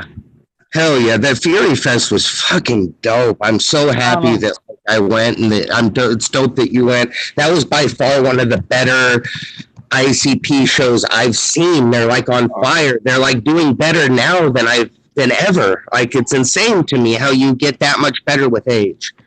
Oh man, you know how it goes. They were moving around and they were fucking reaching for Fagos constantly, and they were really in it and active.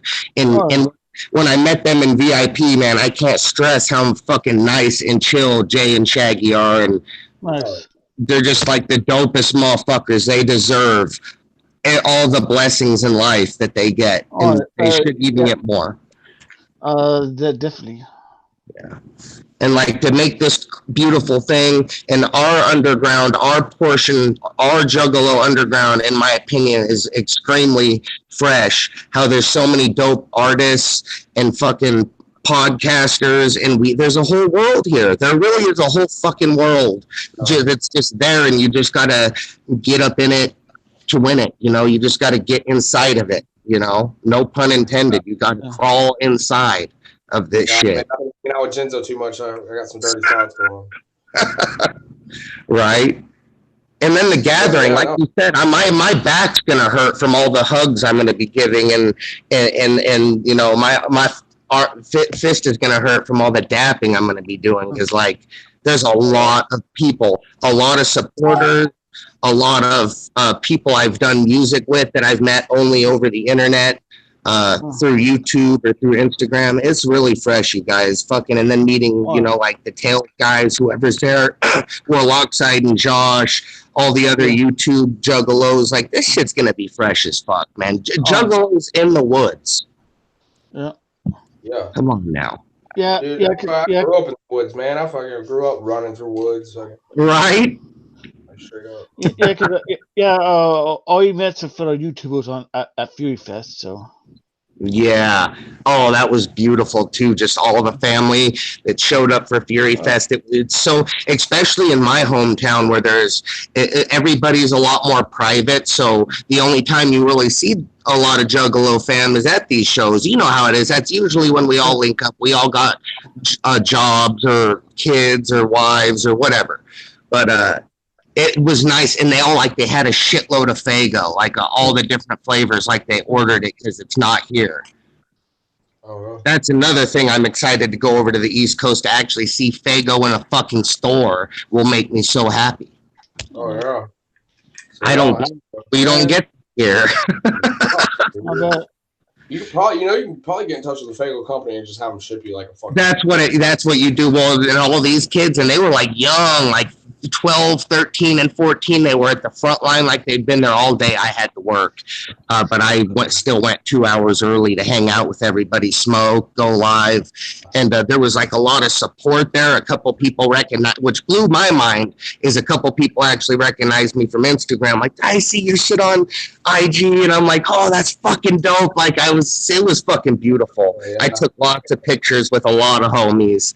And it was so fun. It's very humbling though, like the moment where you're like, man, like those moments that are soon to come, where it's like, I've heard of you, like that. Yeah. Man, that's gonna touch somebody, you know what I mean? Because it's gonna be like, really, like, oh my god, like I want to cry, and I'm talking to myself right now, like. Yeah, no, bro, for real. You hit it on the head. Like, that shit's beautiful as fuck. Like, and let alone like just people that you necessarily haven't met, but they know of you. And same thing, like at the gathering, there's thousands and thousands of juggalos at the gathering. But depending on how active you are on your social media, YouTube or Instagram, you just expect to run into a lot of people that you might not know and people you do know. Well, see, I don't. That's my problem. Is like I do not really. I hate social media. Like, and I'm one of those people, but like I'm also like at the same time, like I know how it can be. You know what I mean? Like what a tool it can be, and it's like outreach. Like it's the internet now. It can be fucking stupid, but I just think of it this way: it's just a tool for us to all interact. And whoop whoop, what's up? Run for cover. That's it, one. Bro, it's just a tool for us to all connect and get on the same page. Make an Instagram, homie, and link up with me. We'll do. Like I said, I'm already gonna send you this beat later, so we'll work, homie. But yeah, for real. Yeah, I'll work. I'll try. Like I have an old Instagram. I made a Twitter. I made a Snapchat. I made all those back. It's just hard to actually be active and like be on all those platforms every day. Like I'm mainly just on Instagram and YouTube. That's where you're mainly going to see me. But like Twitter and there's all these other things. I don't know, but it's all useful tools. Like if you use it, but a lot of it, I see like Snapchat just seems pointless to me. I don't see a point of taking pictures with filters all the time. But that's now you can do that on Facebook too. Yeah. Well, the story type stuff. Like basically tell people about your day without even saying anything. I guess. Hell yeah.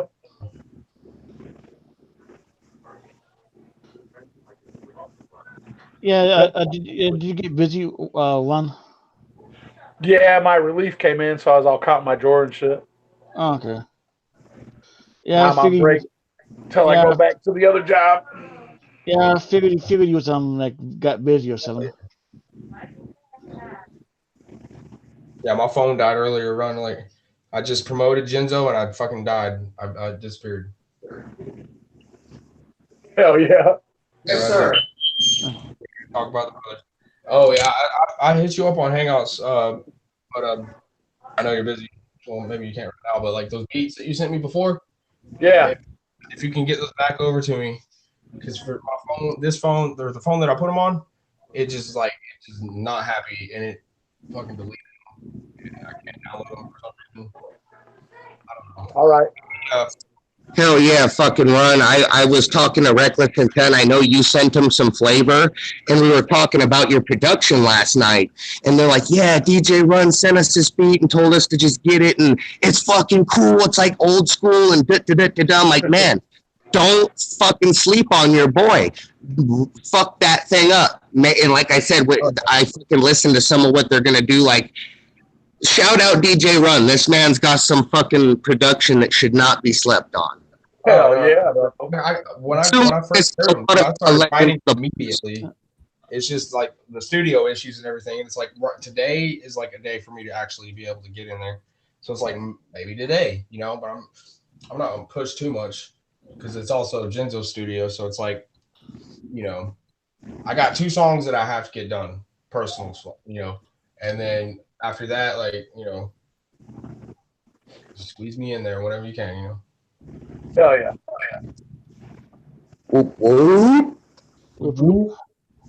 All day, y'all.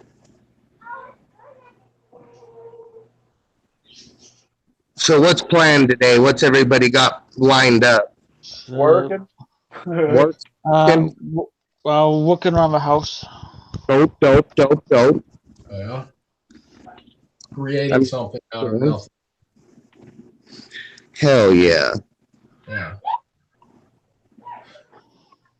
Maybe I've been giving y'all little subtle hints about my album this whole time. You just didn't know it. Just weren't paying attention to it. Hell yeah, man. Looking forward to your new drop and keep us posted. I don't expect it like too soon. I mean, I was gonna say, what's a projected release date for this one? To be completely honest with you, I didn't know how long it was going to take me to get the beat paid off, but now that's already done. So it's like I wanted to aim for my birthday this year, but that's December 21st. And honestly, I'm looking at probably a lot sooner than that. Dope. So no later than my birthday. I'll give you that. Yep. And that's fresh as fuck, man. Oh. I got a collabo album that'll drop it by the end of the year. That's Brainworms. That's the one with everyone else up on it. Nice. Yeah, like I can't neglect everything else that I got going on too, So like the album's kind of put back for right now. Understood. Oh,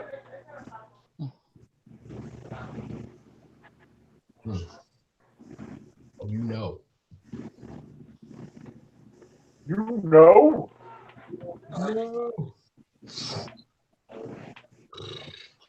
Where Brooklyn dip out to? I'm not sure. He went to the card shop. Yeah, he was playing some Pokemon, but I seen that. Mm-hmm. Yeah, I love being a nerd, straight up. I love the fact that I can get down and play a children's card game.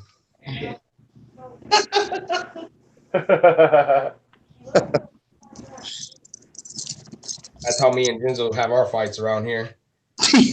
I bet living with y'all in that house is fucking nuts, bro.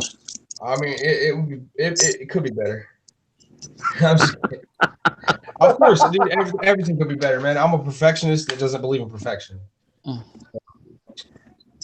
I've had this on my key ring for like fucking 5 years, and I just figured that it opens up beers the other night. Right here at the tip, it's a bottle opener. I think almost every key ring, like keychain type thing, opens beers these days. Right. I know. I feel like a fucking retard. I was sitting there all buzzed, and I'm like, pop? I'm like, oh, shit. That's what it's fucking for. I thought it was decorative.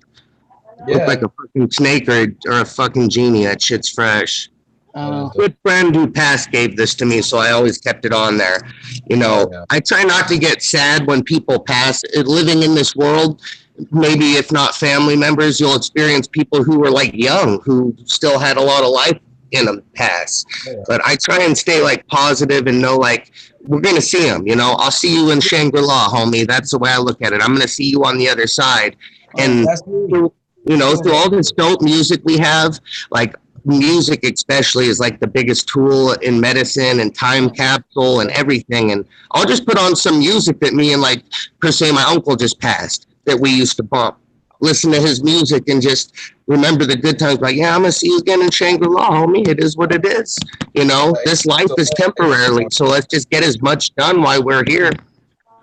Yeah, well, see, that's exactly how I meant. Like, death doesn't. I mean, it may sound cold, but it's not. Like, death doesn't mean nothing to me. Yeah. It's like I'm sorry that they're physically gone, but their energy is now within me. And exactly. Like, death is just kind of the next step. Yeah, but for them to live on is for me to like, you know, take that and not be hurt and breathe. You know, I want to. The sooner you move on in life, man. We're humans, so like things are gonna affect us. But the quicker you can get over it, the better. That's very true. Yeah, definitely understand that that's completely natural to be affected by things. But what are you doing, flying face?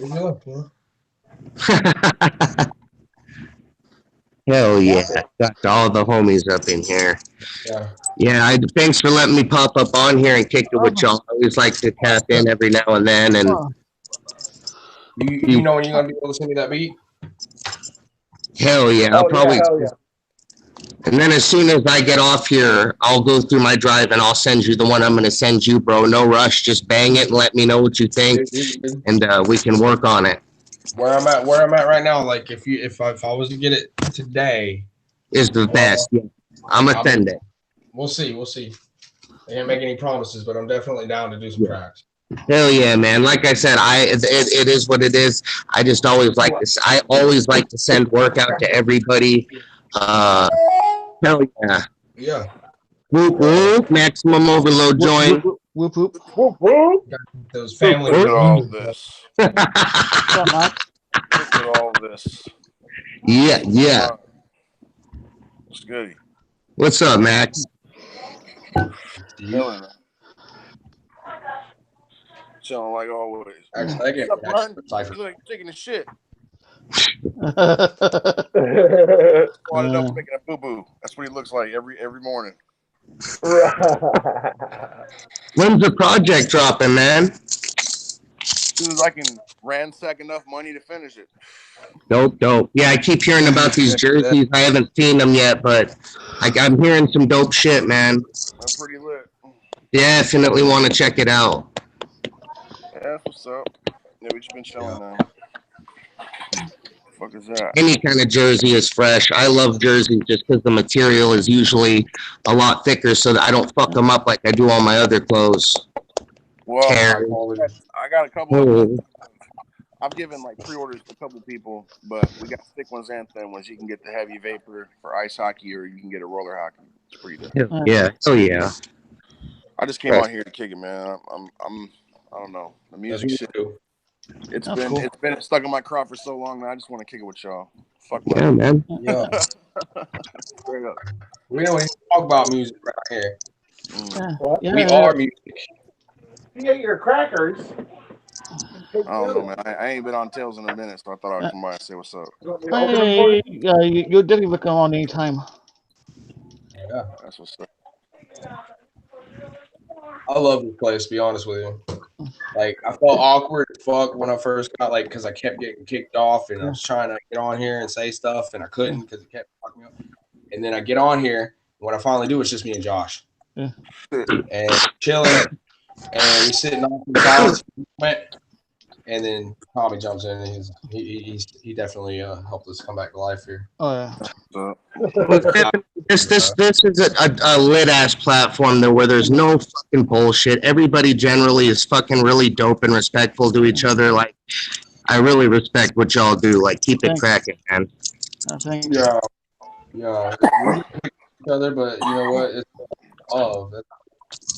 Well, your biggest show last week was all anything but respectful. That is how it works, unfortunately. Man, I missed it, bro. I was like, damn. That was a crazy show, man. Listen, when Chuck Reeves blesses you with his assholery, you always get views. Yeah, right. What with Skeletor out versus Cuck? Man, that's not it. Oh man. Then that same day, Boy Blue had a little conglomeration of fuck shit going on. It was a lit day. Oh yeah. It pours.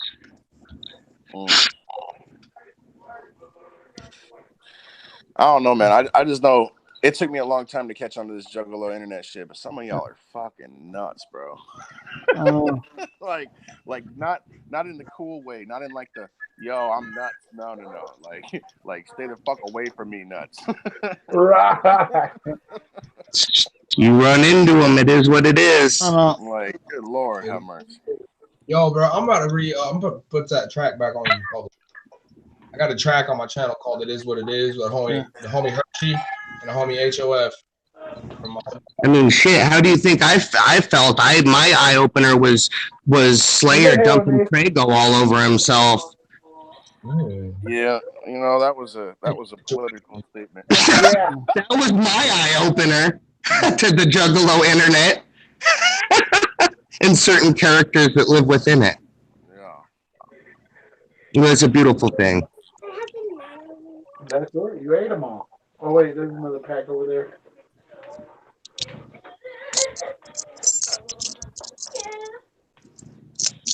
Man, I think this might be one of them morning beer type Right. So how you doing, man? You ever get your health shit figured out?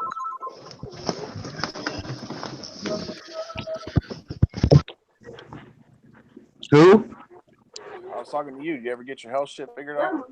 Bro, my health issues are a never-ending story, but I am happy to, for anybody who wants to know, I have replaced 3 prescription medications I was taking with Kratom. It worked great, and I wanted to shout out Kratom in general. There's so many uses for it. You eat, if you have IBS and you have diarrhea boo-boo all the time, take Kratom. Anxiety, Kratom helps with that. Pain. So I'm doing a lot better in that aspect. I got some things going on with me that are concerning, that are physical, but I mean, life is life, man. It's like I was saying a minute ago, let's just accomplish as much as we can while we're blessed with a physical body to do anything. Death is just the next step. I'm with it. I'm not afraid of death either at all, any means like that. Like, I've already had a dope life, to be honest. I've experienced a lot and been through a lot. I've had like the life of 2 or 3 people personally, I feel. So shit, I'm content. For real, how many people get to say, like, I was just talking about that the other day, like how many people can say they even put out an album? Right. You know what I mean? There you go. I mean, they on a stage. How many people can say that, you know, and I'm not trying to like, you know, gloat, but I'm thinking about that, man. It's like, dude, this is like a rare thing. You know? This is real as shit. Tommy, you've been on the grind, man. How many albums you got? 5, right? I have 6 projects completed that they were all done within a year, and I have Brainworms, which is the massive collabos that'll drop by the end of the year. So that should be set. That'll be 7 projects. Nice. Yeah. And now we're stepping back. We're only going to focus on like the single game. Every song will have a artwork and a video, and will be on all platforms. So, but we're gonna drop a website that'll have all those albums professionally pressed up, the whole 9 yards. So I'm super fucking excited. I bet. Matt knows lots of time, lots of dedication and patience and work and resources, but it'll happen. Well, I don't have plan B, so. We got Chuck and CPN in the chat. What was that? We got both Chuck and CPN in the chat. I know, right? Yeah. It's a blessed day. Oh, shit. Shout out to the chat room. Hold on, I gotta Let's go. Let's go. 2 minutes, 1 man leave. Let's go. Let's go. I love it. Love it. Oh, man. Dope content either way, right? Oh, yeah. That's right. Exactly. That's what I'm talking about. Let's display our fuck shit for all to see. That's right. Well, you know. Juggalo's through and through. Just fucking shit up. Oh, man. I can't wait. This gets on people, but people allow it to like come in and then like take over. You know what I'm saying? Like, Nothing can affect you unless you let it. Y'all a bunch of fucking bitches. I think you should drop the link to both of them and get them algos. I agree with Max. I do. Get them algos up. Let's go. Round 3. Let's do it. Let's see. Ding, ding, ding. Yeah, probably like 1-4. Let's go. Let's start throwing elbows and making room for motherfuckers. Yeah. Hey, we can't help it. Actually, we could help it. We don't give a fuck.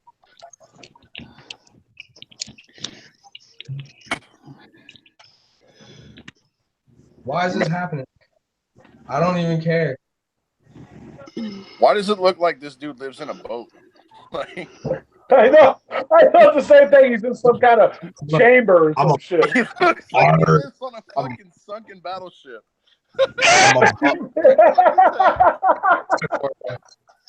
What the fuck is that thing, though? It's a fucking. Oh shit. Okay.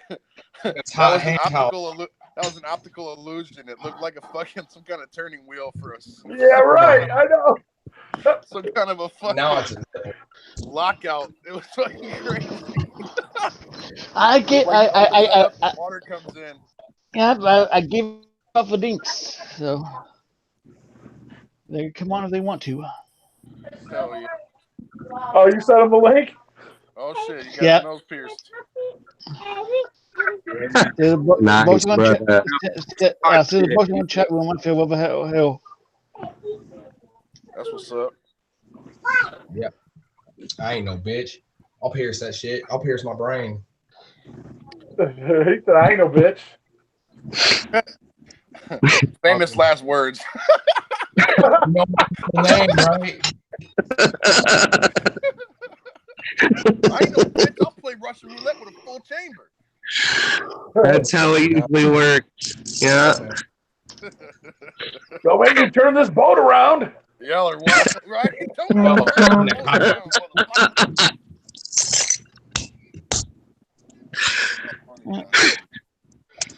Not too funny, man. Hell yeah.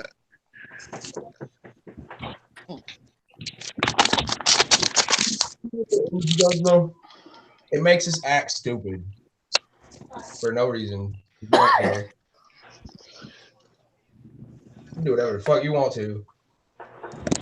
Got every piece of joint. Yeah, Joe John says Chuck Stewart's Max. Chuck Spears Mac. Why? No idea. Just what Juggalo John said. What is there beer Max? So I'm drinking my Warning Modelo right now. Oh, there he is. Yo, Max, There you're he not goes. the side of a boat, my dude. Yo, he looks like he lived in a Nah, van, man, right? he looks like his fucking mom makes him smoke cigarettes in the fucking bathroom. Is what it fucking looks like to me, bro. That don't look like no. Hey, man. That don't look like no houseboat. I'm That look like fucking that look like a fucking house dinghy. What the fuck's good? Y'all is on one. Good morning, Tails. Good morning, Scottish Misfit. Good morning, Run for Cover. Good morning, Jeremy. Or good afternoon, depending on who you are and where you're waking up at this morning. Well, if you're waking up in the bathroom of a houseboat, good morning to you too. Hey, I wake up in the bathroom all the damn time, and I don't know why. You might want to see somebody, maybe a specialist. You need to turn up a little less the night before. That's great. So what's on the docket this morning, gentlemen? What is going on in the world of the Jugganati? I see y'all started tattooing 17%er on yourself. I didn't realize that until last night. Oh, bro. I'm flattered, bro. I'm gonna need y'all all to fucking tag me in all those. Let's do it. We out here, fam. Oh, look who's What's back. good? I ain't seen this dude since this dude's seen Dustin. So that's it. No, come on. It was a little while after that, fam. I don't think Why so, you gotta fam. act like I went on your shit, so and we had a respectable conversation. There ain't been shit going on to really make anybody mad at me. So let's talk about how Light asked for everybody but Juggalos to show up at his fucking video shoot. Oh, damn. What happened? Did anybody see the post, the Light post requesting people to show up at his video shoot? And it says all ninjas, all hip hop heads, and all everybody. And the one word he does not use is Juggalos. Ooh. Any speculations, gentlemen? There's like 7 of you. There's got to be one idea between you. I mean, he did say ninjas, so is what it is. Oh. That's an interesting question. Have we removed ninjas from our Juggalo vernacular? Are we no longer ninjas? That's a thing. Yeah, like that's the thing. I still fucking see fucking juggalos. Like, what up, ninja? Hell, I still whoop at people that fucking are wearing twisted gear, bro. You like, still whoop at people that want to whoop your ass. So you and your unvaccinated fucking daps you be trying to give to people. Like nobody's trying to touch your unvaccinated little paw. Wait, what's happening? Nobody wants to get the measles from you, you unvaccinated fat shit. Nobody's gonna catch the black plague from you, bro. I'm not vaccinated. How the fuck? Y'all can yell at me about this one. Isham with a band is maybe the best thing I ever seen in my life. And I've already seen that. Yeah, he just came here last night. He just was around last night doing the damn show with a band with a blindfold on. That sounds lit. It is. Yeah. It was. I've seen that. Like people forget how avant-garde and fucking visually striking Isham's performances can be. People forget that he smokes synthetic cocaine on the reg and thinks all sorts. Nah, real deal story. At the gathering last time I went, one of his homies walked over to my campsite and asked randomly if we had any Rolaids. And since I'm a fucking 40-year-old man with indigestion, of course I had a bag of fucking Rolaids at the gathering with the Juggalos. So I'm like, yeah, I got these Rolaids. So homeboy's like, yeah, can we get some? Yeah, for sure. And I'm wondering what they're getting ready to do with them. So I'm watching, and they crushed up the Rolaids and they mixed it with an entire fucking tube of Oragel. You know what Oragel is? Yeah. Oh Lord. Okay. So they mixed the fucking Rolaids with the lidocaine gel, and then they hit it with a torch for a minute, and then they sniffed it. I shit you not. Homeboy told me that's how you make synthetic cocaine. And I was like, you on one, fam. Like, I'll do a lot, but I'm not concocting my own narcotics on the gathering grounds. And I mean, that sounds kind of lit. I'm going to try that later. Well, there goes all my money problems. I think the Rolaids, like Homeboy was explaining to me, he's like, the Rolaids cut the acid out of the Oragel. So all you get is the lidocaine and whatever is left of that shit. I gotta look this fucking up. I know it has to be on the internet somewhere. The gathering. I've been doing my comedy stage show, and part of my little comedy thing I've been doing is explaining to a bunch of squares what the gathering of the Juggalos really is, and people don't want to believe like that y'all melted a fucking porta potty one time. That happened. That happened. Of course it happened.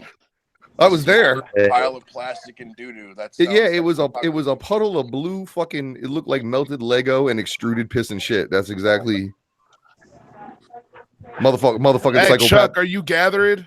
No, probably not, man. I got an offer to go do something else, but you may be getting some fun stuff. I'm hearing Tech Nine's got some cool plans in the works. So we'll see. I'm just saying, do you know the name of the barbecue this year? The benefit, because that's why I haven't been. That's why. Hey, yo, for real, I haven't been talking shit about the benefit. No, you have not. But because y'all are really fucking pulling together for somebody who ain't doing shit for nobody, who you all ain't getting shit from, and that's some real deal, true life shit right there. I see that. Well, thank you, Chuck. But no, we have the benefit. Don't thank me. No, wait. We thank you for being cordial at that at least. But I'm having another porter potty. I haven't barbecue. seen any flyers. Are you guys gonna have a gender reveal party for what's her name's baby? Do you know what it's called though? Is that baby a juggalo or not? Of course, that baby's a juggalo. That baby's 23 and me is gonna come back as stupid. That's what that shit's gonna come back as. Come on, leave her alone. Leave her alone. Come on. Y'all should have left her alone. Y'all should have left her alone. Come on. Y'all should have left her alone. Y'all should have left her alone. She's a fun girl. That baby gonna come out. That baby gonna come out 6'2", sunglasses on, with its own YouTube show. Get the fuck out of here. Shit. Oh shit. That baby's already got more followers on YouTube than all of us. Get the fuck out of here. No, but the barbecue, Chuck, the barbecue's called hot chicken and clout. Oh biscuit. no, I did see that, and I don't know D Lyrical, and I was gonna get pissy about it and be a cunt, but I was like, you know what, fuck it. Like, at least the flyer's better. At least y'all got some flyer people this year. Right. We did. Like last year, your shits was hurting. This year, they better. This year, they're a lot better. Here's the thing, Chuck. My YouTube, my entire persona is not based on my flyer making skills. So, See, I think it's a 360 thing. But man, you guys are making strides. Ain't nobody fucking taking that away from y'all. Okay. Certainly not me. Okay. They're tip of the hat. Dude, are we starting to get a slight bit of approval from Chuck Reeves? Holy shit! Nah, shit's just getting to a point where it's like it's either gonna be good or it's not, and everybody need to be doing their piece. Well, because on top of that, though, I think everything approaching Gathering 20 and then beyond that, I think it's kind of like I don't know, to just steal from the MCU. It's kind of like the end game, and everything that happens after that is like, it all led up to end game. You know what I mean? Agreed. I feel you on that one. I mean, yeah, there's still going to be shit like Spider-Man after the fact, but who cares? You know what I'm saying? Like, what are you looking most forward to at the Gathering? Me? Other than the benefit, fucking Bone Thugs. I mean, you're gonna get like that's my only beef with like the Bone Thugs booking and the CNC Music Factory and the fucking Morris Day booking is. Do you remember Wizard Year when it was like Warren G came out and did the 7-minute supercut of fucking Regulate and left? I'm pretty sure that's what you're gonna get. But he was a mystery guest though. Yeah, but Bone Thugs, first of all, you can't get all those gurus in the same fucking room to save your fucking life these days. And what are they really going to do? First of the month? They're going to do first of the month. And can you name 4 other songs? I mean, I've hosted the hour-long set. And what you have a problem with is they do all the shit nobody knows until the last 4 songs. And then they do their 4 top ones. And that's it.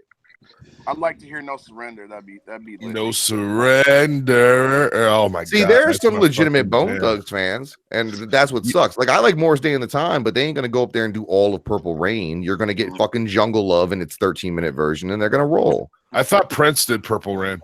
Well, they were on Purple Rain. You know what I'm saying? They made up a large portion. So did Kevin Campbell. See, I'd be more excited for some round and round and shit. Even DJ Paul, or then when they were doing Mafia 6 shit, they would do all 3-6 shit. So, like, you know. Yo, and I don't know who the fuck's showing up from CNC Music Factory, because the picture that they posted of the dude without the shirt on, I'm pretty sure he's dead. Because I know they need to get the real McCoy, fam. That would be dope. One of the C's is dead. Yeah, one of the C's was in jail for sure for fucking trafficking cocaine. I know that. I think CNC Music Factory was like a group of producers who just picked frontman willy-nilly So who the fuck knows who you getting? But they're gonna make you sweat and things that make you go, It's gonna be like Jock Jams, 1995. It's gonna be like every fucking movie that starred Jonathan Taylor Thomas in the fucking 90s, bro, with that fucking track. It's gonna be dope as fuck. Man. I want to know what they're doing for supervillains because they're not doing the record, I would assume. Yeah, because Lavelle's not gonna be there. Like they couldn't have found whatever sicko station he's fucking working at and been like, yo, we got a couple $100 for you if you come out and fucking rap. Who knows? I mean, because when Lavelle left, he was on some bad blow with Jay. I remember all that shit. No, they bought him a house and then he was like, thanks for the house. Fuck all you guys. Y'all can suck my dick.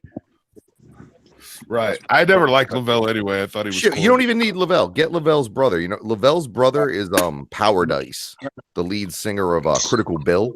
I know he's still active. Get him. I'm sure he knows those fucking raps.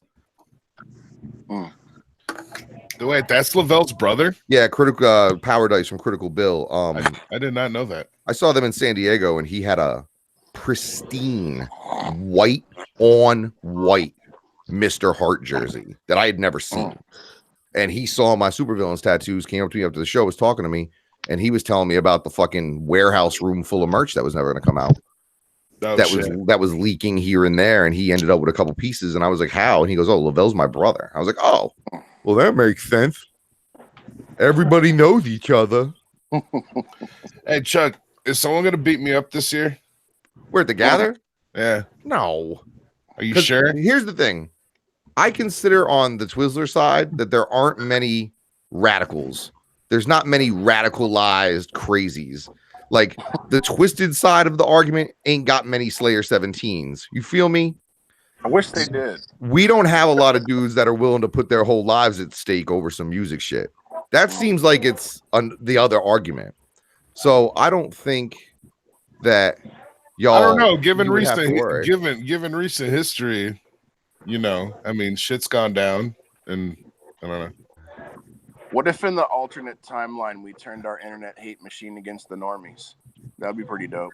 I mean, we used to do that back. We used to, and then every time every time they mention us, we're supposed to slurp it up. Like you have no idea how bad I wanted to go after that fucking Family movie, but it seemed like that Family movie was everybody's fucking bread and butter and golden goose. So I didn't go after it because it seemed like clearly if the community don't think that shit is harmful, then it's not harmful. But it's like, yeah, no, we're a plot point, fam.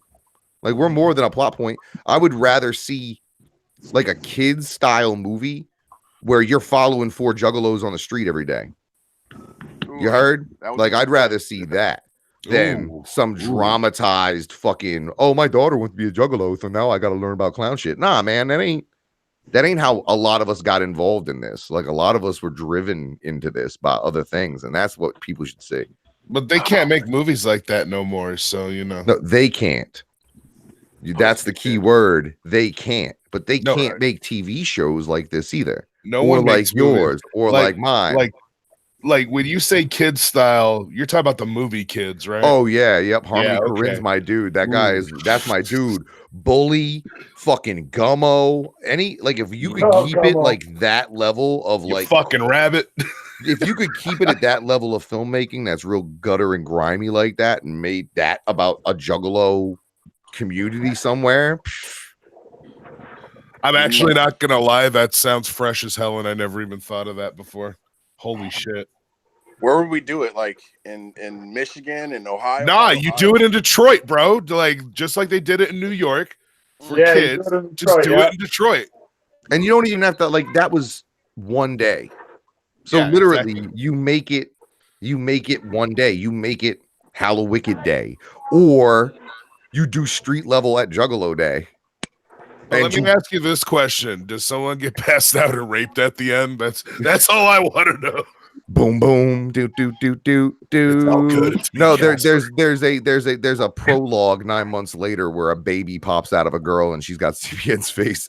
Oh man, I'll be right back. Yes. Oh man.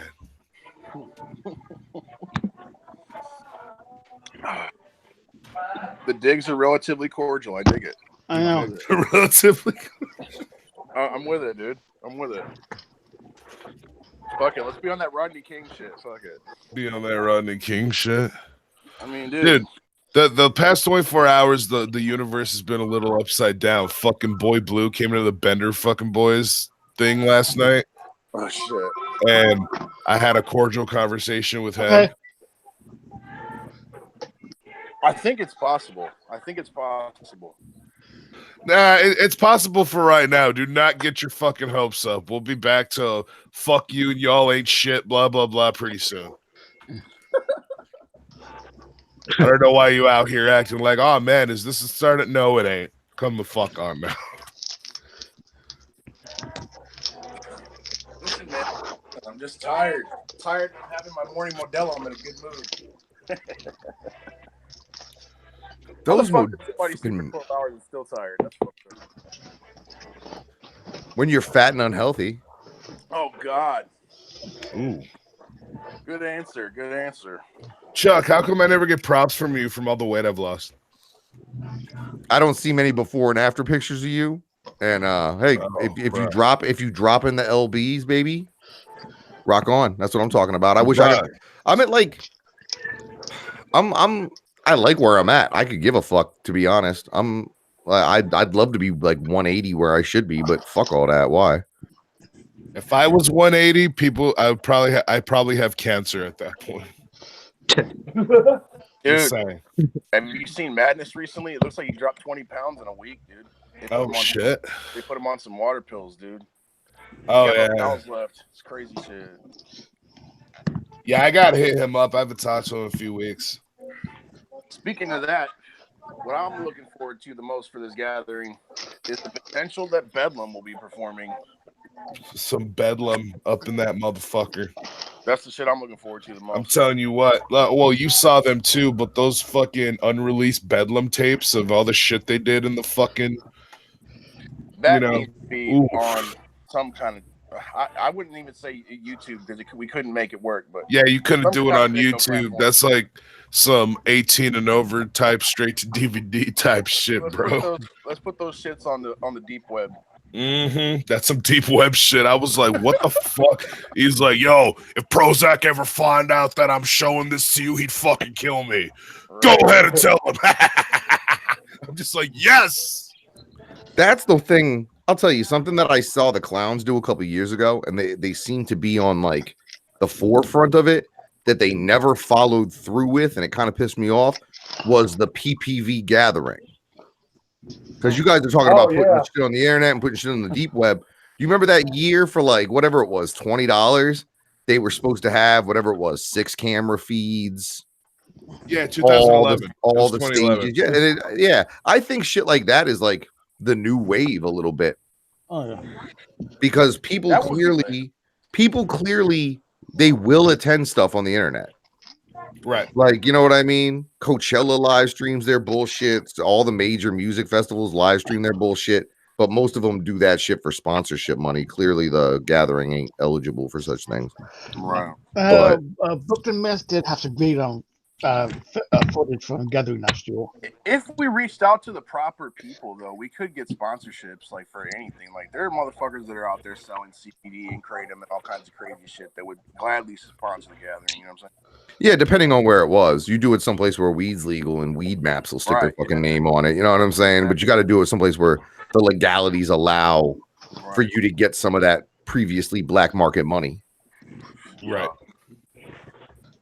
Because we got lucky around here because we've got Maine, Vermont, New Hampshire, Massachusetts, all legal. Rhode Island's rec legal, Connecticut's rec legal, New York's rec legal. So basically my entire region, they just started putting fucking billboards up, which was the weirdest shit I've seen. Are billboards that say marijuana is now legal, know the law, and it's got the fucking website address. Man. And you're like, you know, it makes smoking weed kind of gay though, because like now you're not a rebel.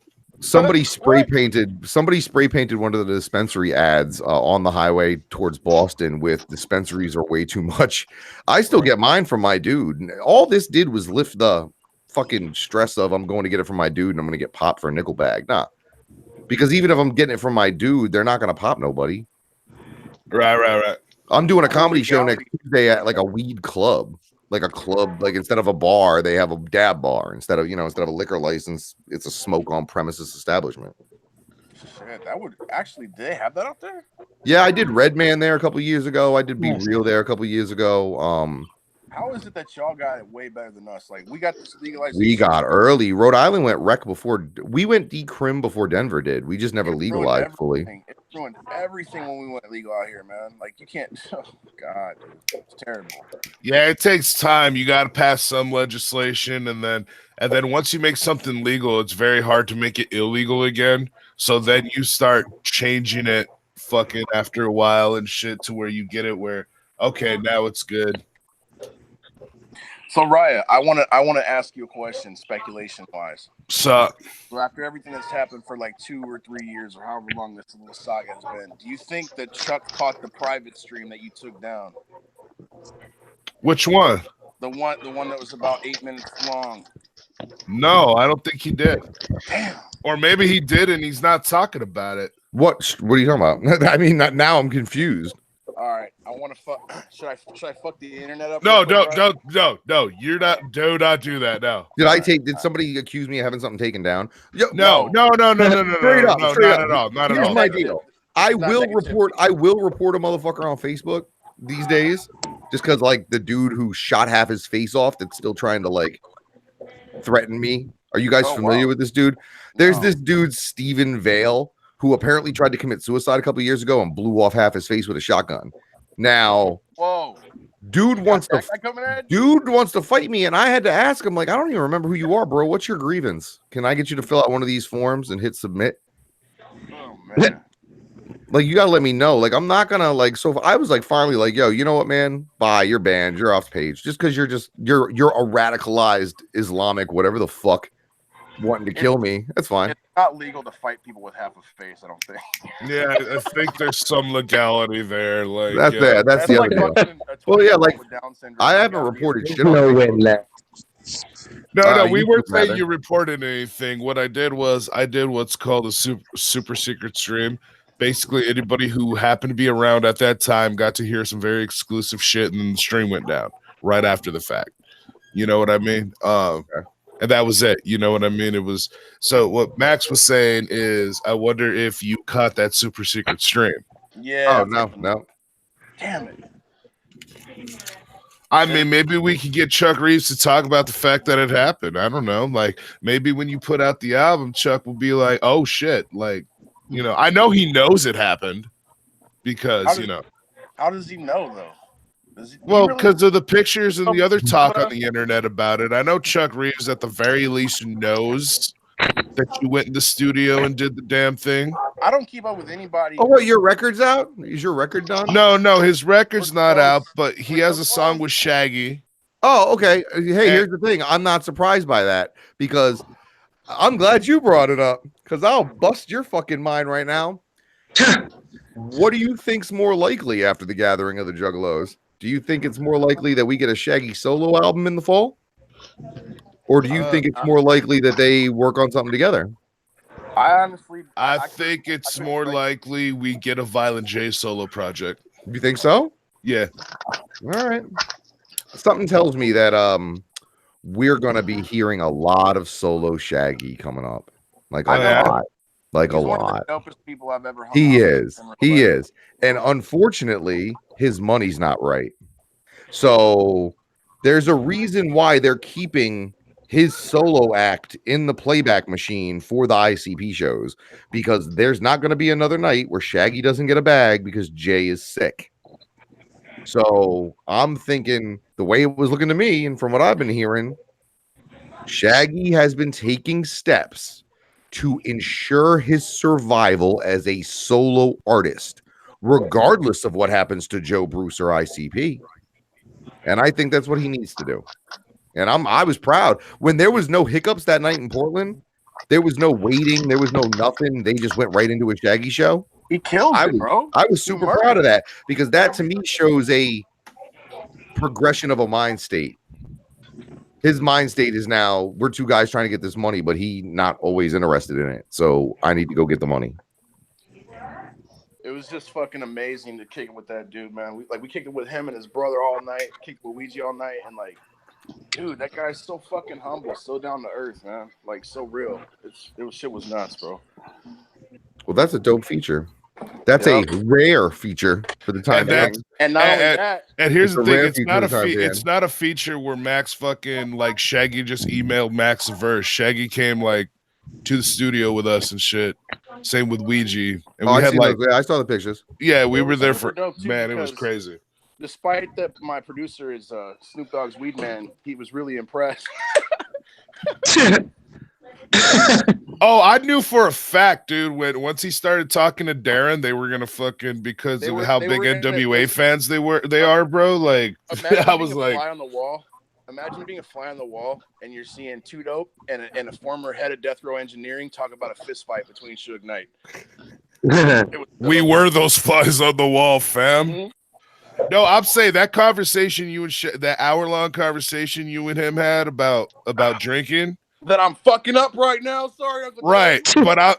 But I was telling people the other day, I was like, bro, there's information in that conversation that nobody knows about, bro, like publicly, that I'm sitting there like, damn, I feel like I'm sitting on some gold shit. I'll get my shit together once. See, you telling me that Shaggy told you not to be drinking no more explains to me what's going on now.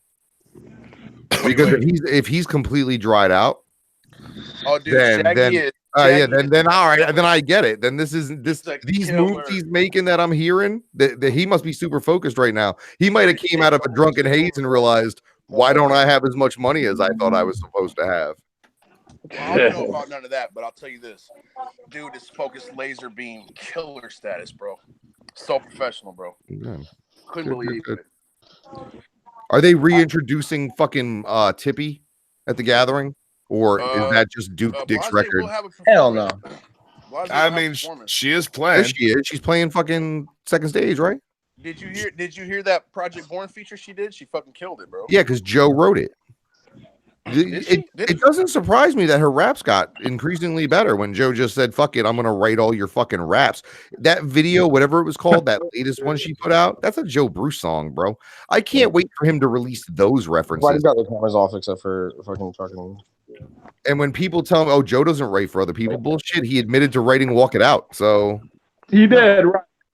Like, you know what I mean? My joke, I always had a joke that for my birthday, I wanted to have Blaze Your Dead Homie come do One Less G in the Hood, but I don't want Blaze Your Dead Homie. I want Jamie Madrox playing the part of Blaze Your Dead Homie, considering Jamie Madrox wrote every single fucking syllable on One Less G from the Hood. I want to hear all the One Less G reference tracks from his mouth. Because I'll say I like that Walk It Out reference track. I love reference tracks. I think reference tracks are a hidden gem in the hip hop community. There's a reference track for a Ludacris song called G's Paradise or something. Ludacris wrote a song for Dr. Dre, and it's on YouTube, and it's Ludacris talking about West Coast baby, and he's trying to do like his best Dr. Dre impersonation because it's the reference track for something he wrote for Dre. And it's amazing. That's fucking sick. But it's amazing. But those tracks are never supposed to come out. Should be using the main one. Right. So like him putting out Walk It Out, I bet you was him just trying to be. That was pettiness. That whole Forgotten Freshness record was a whole lot of petty. Hey, is my mic working? Yep. Oh, come on. You go act like everybody out there ain't being petty, fam. I mean, come on now. Yo. They all out there being petty, they waited 5 months to drop a follow-up video just so they could have one drop on World Star the day Twisted had one drop. And if you're going to tell me that wasn't scheduled petty, sounds like smart business to me. Bro. Oh, come on, but you're going to tell me they're not doing that on the other side too? They're not doing petty shit on the other side? Come on, the only petty shit that they're doing on the other side at the moment is outselling your boys. Because as of right now, I know for a fact Twisted just passed 20,000 copies, and the Clowns have been stuck at 17 for like at least a month. Oh yeah, I'm just making sure my shit's so within 3 weeks of the Twisted record being out, they had already outsold Triple F, and I can prove that I haven't bothered because it doesn't make any sense. Everybody wanted to compare chart numbers. Well, the only fucking number that mattered was fucking actual units sold. And then the fact that Twisted, by everybody's surprise, stay on the chart 4 weeks. Have we ever heard anything like that in the underground? Yes. Who stayed on the chart 4 weeks? ICP stayed on the charts. When? I mean, this is back in the day. Okay, but that's what I mean. I'm talking about recently. Recently, no. Okay. Twisted did 4 weeks. You want to know why? Because every week they pushed it to a different regional fucking rock radio, which, say what you want. That song and that video are mad fucking commercial, man. They are bad commercial. That's what we've been saying. I've been basically saying I don't have no other knowledge about that type of music to be able to say whether it's good or bad. I've been basically saying that Twisted's going a different direction and they're on this fuck the underground shit. No, that's what how I've can you been say saying, that? bro. Okay, check it out. If you go and do all right, how can you say fuck the underground when we know Venomous is coming? No, I'm saying that's what they're doing. They're trying to go farther than that. Twisted is bigger than that. Twisted is a bigger deal than just you saying that they're one thing. You can say they're one thing all you want, but they never have been. So if they want to focus someplace else for a while, go let them. Because in the fucking fall, we're getting Venomous 5. And Venomous 5 is going to rival Lotus. I don't give a fuck what anybody says. That's fine. I'm not saying they're not gonna do that. What I'm saying is, if I'm doing rock music, but at the same time I'm about to put out what's going to be one of the most legendary fucking quintuplets in fucking rap history in a couple of months in the form of Venomous 5, how can you say they turn their back on the underground when clearly they still have at least 2/5 of a vested interest in what's going to be one of the biggest things in the underground? The reason I say they turn their back on the underground is a lot of the shit they're doing now is shit they basically built a career on dissing. You know what I mean? Okay. Even like Warped Tour, there's an entire fucking seminar that they did talking shit about Warped Tour and how they're not an emo. Yeah. No, I know. They're not an emo fag band and all this other shit. Okay. All types of shit. Here's the thing. They also can't go out there and call somebody an emo fag right now either. The world around us changed. Unfortunately, that influence had influence on our community as well. Hence why we're in such disarray. So at this point, even Gmo posts about how he got fucked over because of all his F-bombs and shit like that when it comes to like Warped Tour and stuff, and that there's a bunch of songs he wasn't allowed to play, and people didn't want to. No, yeah, that's why. No, that is why he didn't get picked up for it. I was there in Mansfield. I was confused why they flew him out for the Massachusetts date. Right. But then I found out why. And their concerns were. Are we talking about magic spells to clarify? We're talking about Gmo now on Warped Tour. But yeah, he got told he wasn't a good fit because of his subject matter. Right. Okay. Right. And obviously I get told I'm not a good fit because of my subject matter too. So I mean, look at this whole Little Nas X bullshit. Because of his subject matter, he was told he wasn't the fucking the genre of music he was for the time being. But that's the thing, nobody even knows what this kid does. Is he a country singer? We know what Twisted can do. We know they can do all these things. I made the comparison between what Twisted did here to some degree and what Garth Brooks did with Chris Gaines. I don't know nothing about that. Okay, you know who Garth Brooks is, right? I know who Mr. Thunder Rolls is. Okay, yeah. One of the biggest country stars in the whole world. In the late 90s, he changed his appearance, added a soul patch goatee, started calling himself Chris Gaines, and did an album of emo music. Oh, okay. Now I would say it's a misplaced. So here's my asshole interjection real quick. So as far as the switching of the genres and Twisted and Magic Spells, I would say that he's doing essentially somewhat the same thing that Ouija Mac did. Ouija Mac came with a triplet flow into the underground like the Suicide Boys. Weird to see everybody. New shit, new style music, right? The problem is with Magic Spells, it feels a little misplaced. It feels like Coldplay. It feels like you're a little late to the genre change. Like, why not? You know what I mean? I can't disagree with that. Well, on top of that, though, like where my beef comes in when it comes to the whole thing is like, okay, so what Garth Brooks did, Garth Brooks didn't build a career on dissing that style of music and telling all his fans that this style of music ain't shit. You know what I mean? Fucking Twisted did. You know, and one of my big gripes is every time ICP does something different, people shout fucking sellout. But when Twisted does Like something what? different, Like what? Them with Jack White was one of the greatest fucking things I ever saw in my life. yeah, and people shouted fucking sellout. It's just Yeah, other but stuff. but that's because at the time ICP wasn't like trying to push that and say it was dope. Like I feel like part of this is just don't This try feels to like the force scrub life argument is what it feels like. As we grow older and mature, there's a lot of shit that we used to hate on that we're now down with. Sales are saying that the shit worked. Sales said that it clearly worked. Now, No, whether yeah, or not, because you're not targeting juggalos anymore. and You're no, but- targeting that crowd And that you build your career on saying, hey, fuck these people. We don't sell to these people. We're not for these people. These people ain't shit, which put that in a lot of people's fucking brains back in the fucking day. Those people back in the day, you could kind of point out those people. With the way things are now and the way different scenes congregate, and when you go to your typical music festival, you have every type of person in that motherfucker. I mean, shit. Even when I go see fucking the Eagles or the dude from the fucking Beach Boys, you get dudes who look like they're at a metal show, you get old men, you get fucking whores, you get fucking bros, you get everybody. It's like, it just seems to be like We have amalgamated. We've amalgamated a lot because I think the music scene as a whole in live shows has shrank to such a degree that you have a lot of cross genre people going to different stuff. Like you notice that out here in my market with ICP shows, there's a hell of people going there in Misfits clothes where we would have beat their ass in 1998, but now it's like, hey, welcome. You know what I'm saying? Right. Well, when I went to what fucking tour was it called? The fucking ICP tour they did with fucking Attila. You know what I mean? Like I seen a fucking whole crowd of fucking Attila people. Yeah. You know what I mean? It's like they're not interacting with anybody else like on that level, and you could tell like these motherfuckers are not juggalos. You know what I mean? Like it was crazy as shit. I still remember Wicked Wonka tour. There were motherfuckers showing up like in Bone Thugs gear and shit, like and people were fucking with them, bro. Like fuck you, you ain't shit. Blah blah blah, and that just ain't the world no more. And I'm okay with that. That's fine.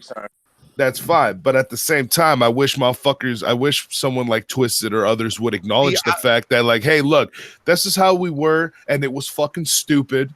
And now we're doing other shit, and I think kind of wrong. I think it's hard to get anybody to say that, and damn well that shit, because the same argument could be made that damn. The clowns booked fucking Fat Nick and fucking Puya and fucking all these fucking mumble face tat fucking children who come from rich families. Like literally if you look into Suicide Boys, it's not like two squatters that now do music. These are kids that came from money and had a plan behind them this whole fucking time. So no one's bringing that up. Because I mean, technically so is KMK. I mean, that's the same issue with KMK. At some point, and it's even in a point in the fight that I've been fighting for years in rap music, I don't think you should be biting from people. But not everybody believes that. I don't think, for example, I don't think you should steal raps from someone. You mean like Katie flow? Like tech? Yeah, but clearly there are more people who believe it's okay. So what the fuck am I supposed to do? Fight the losing battle forever because I have a higher. Can you turn me down, Jeremy? Yeah, whoever's fucking echoing, dude. Those are fantastic fucking safety glasses. Protect your eyes at all costs. Protect your eyes at all costs. We were having a good time. I just think that it's hard to say. They brought in a new friend. They put in Draven. Draven's clearly from one of these bands. You bring in a third person musically in any sort of situation, they're going to have some influence. Magic Spells was purely Draven's influence. It was produced by Draven. It's super commercial, like the stuff he's known to do. And then there are even people around Twisted that are now working within that genre. Their front of house guy, John Sustar, just wrote 80% of what the fucking name. There was a band that Twisted was on Warped Tour with that they got friendly with. Fuck, I can't remember the name of the band. But Sustar ended up writing 80% of their fucking record after Warped Tour, and they're really fucking popular.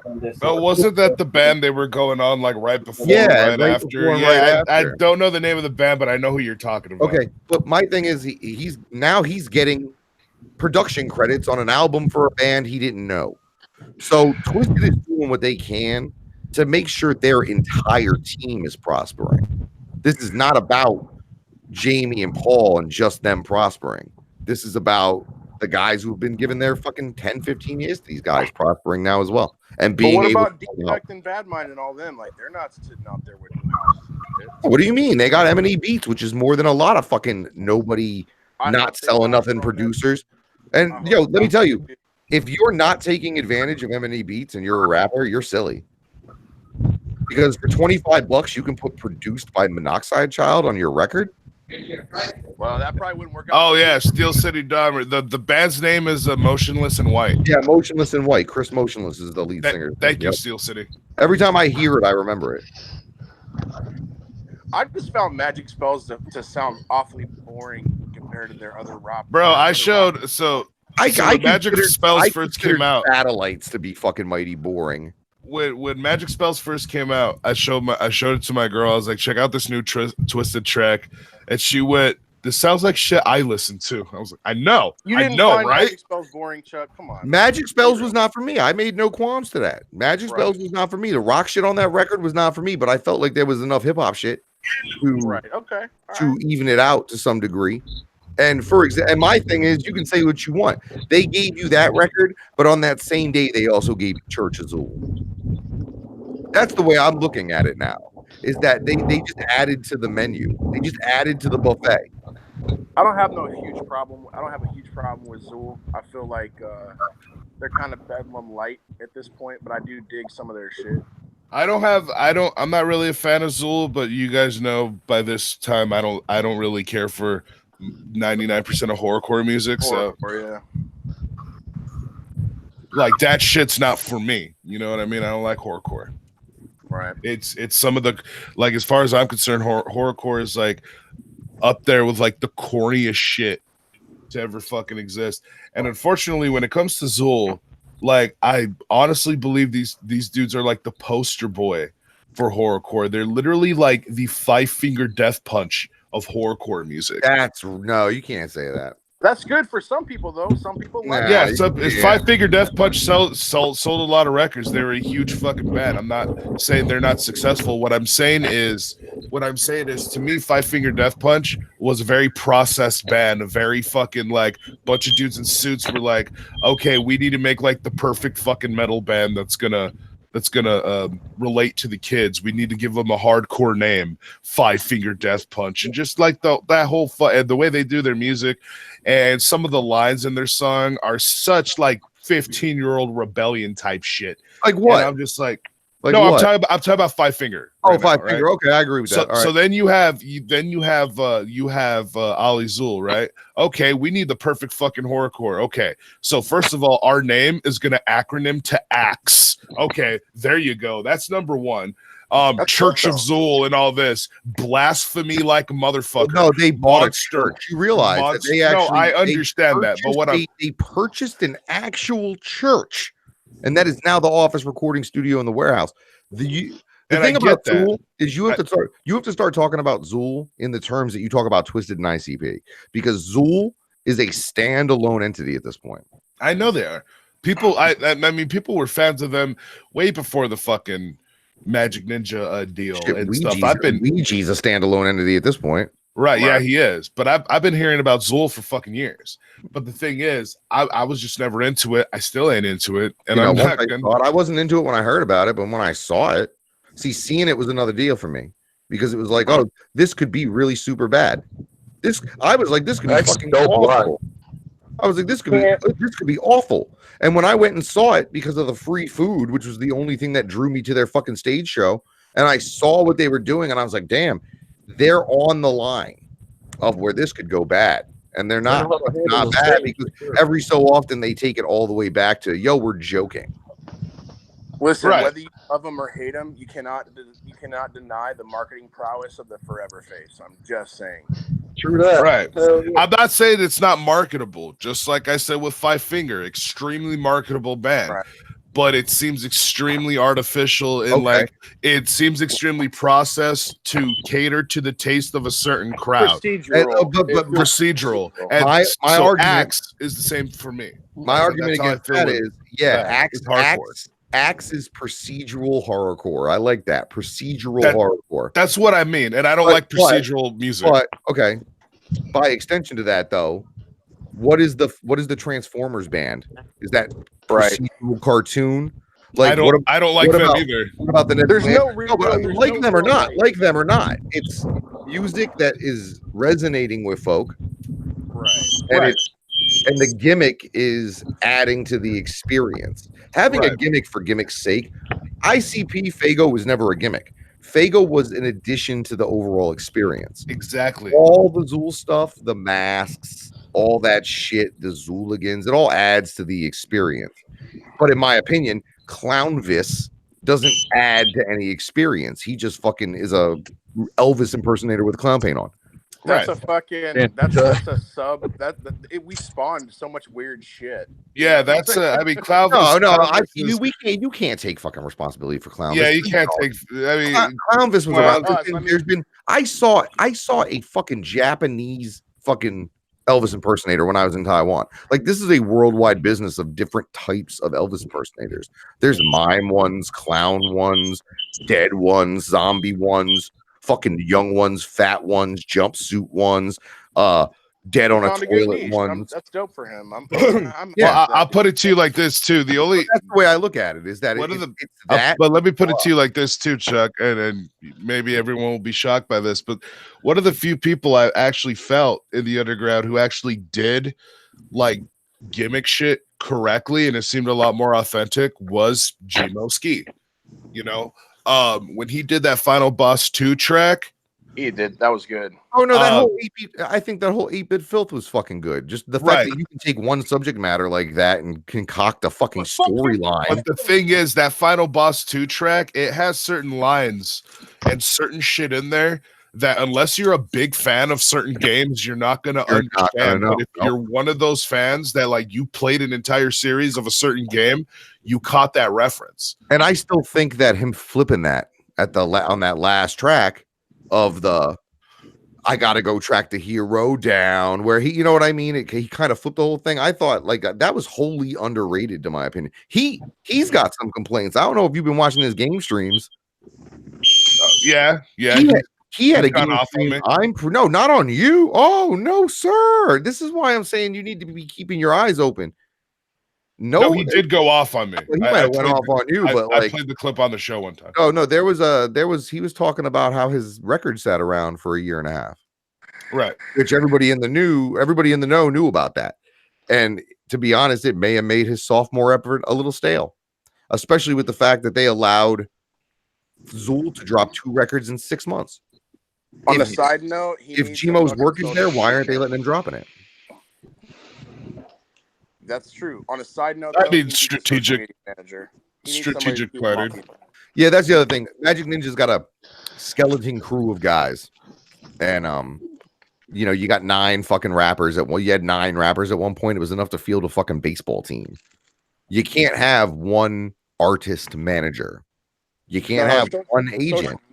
You can't have homeboy that'll make him stop from typing dumb shit on the internet. One homeboy that'll be like, "No, stop, don't." That's all. I think he's been pretty good. No, he's been good now. His first 2017 and going into 18, like he was on some shit. Did you see him talking shit on Carnival Spirits? He should have never even responded to any of that. Yeah, for real. That lowered his value, his brand. It lowered his brand.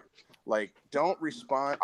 This is my mistake, and what I'm gonna fuck up direly in my career is I'm probably gonna be the guy that responds to motherfuckers saying, "Oh, you suck and your fucking numbers are shit." You know what I mean? Like, it just lowers your brand value to me. Is all I'm saying. As far as having an audience, it goes like this too. Like, I'm smaller than Twisted. I'm smaller than Gmo. I'm smaller than all of them. You know, as far as an audience and all that other shit. And I respond less to criticism than either of those guys. You know what I mean?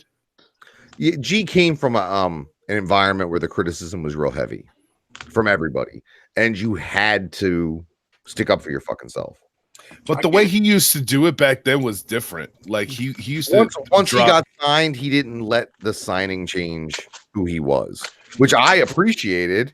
But I get what everybody was talking about. Yeah, he probably shouldn't have bothered. He should let it change because he was the way he used to. The way he used to do it though is he would like do shit like he'd read hate comments and him and his boys would laugh and be like, "Oh shit, these niggas going in." You know what I mean? Like he'd do shit like that. And now it's like, "Oh man, you said something about me. I'm fucking pissed." And I never had no beef with him until he started going after me. That's the same thing with Class, the same thing with Buckshot. I never had no beef with none of those dudes until they started coming after me. So I fired back. They could like it or not like it. It is what it is, bro. Here's a question in regards to the satellite video, because nobody could tell. I mean, I heard he was there, and I have no reason to believe otherwise. But why was there never a human Shaggy shown in the satellite video? Every single person that was in that video in animation form was also shown in actual human form, with the exception of Shaggy 2 Dope. At first, that made me think that Shaggy wasn't there. And then someone hit me up and was like, no, Shags was there. I don't know why they wouldn't have shown that same effect on him. Yeah, and it confused the shit out of me. Yeah, and Shaggy was at the very end of the video too. Well, his actual physical form, not the animation. Yes, actual physical form. Yeah, because there's even a part where he's walking into a building alone, and I was like, "Wait, what?" But no, like I said, I got no reason to believe he wasn't there, so I just didn't know if they're. I didn't even know they were working on that video. Usually, you hear about stuff like that, especially animation shit. Yeah, he's in the video at the very end when they're drunk and they're sitting there. It cuts in and out on both of them being cartoons and real, and you see Shaggy like real, but it's at the end. But I guess you don't see him rapping. Yeah, that's what confused me. Was like, oh, wait a minute, because where my brain immediately went to, oh, well, he wasn't even there, and I was like, let me ask. Yeah, no, they do show a real life Shaggy for a second. It's when at the end they're sitting on the table drunk. You paying for this? No, that's you, dog, or whatever the fuck. They're both going in and out from real to cartoon.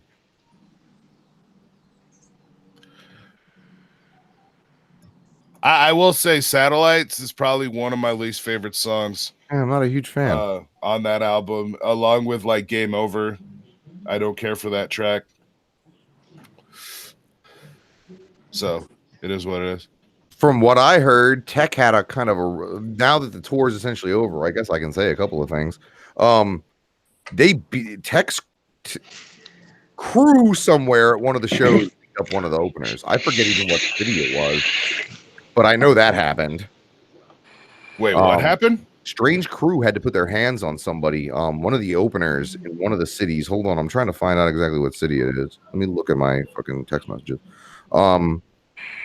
Apparently, Homeboy was booked as an opener through the venue when he didn't get as much time or whatever, or he didn't get the time slot he thought he was getting.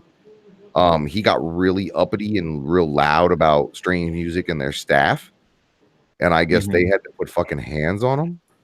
Oh shit! People need to be more humble in this game, man. Oh, that shit happened. And then they had that guy Dax with them.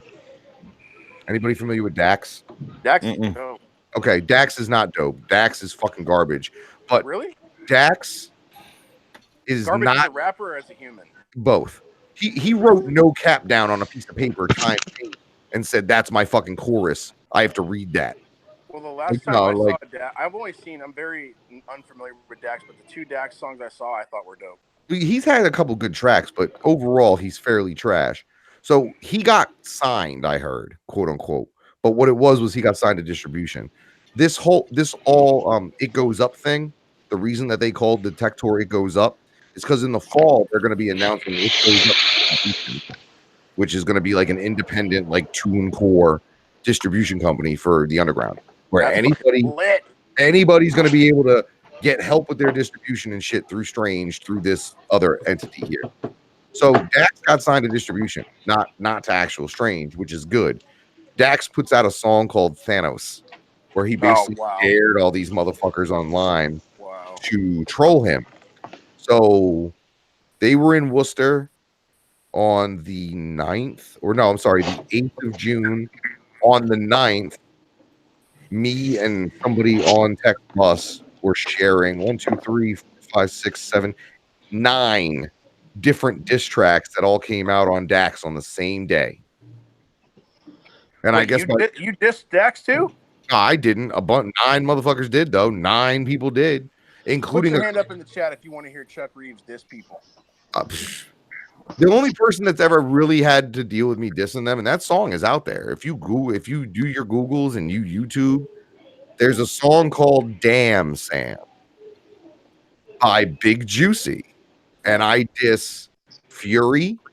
I diss his entire crew from Connecticut. I dissed the guys that were in charge in Worcester at the time.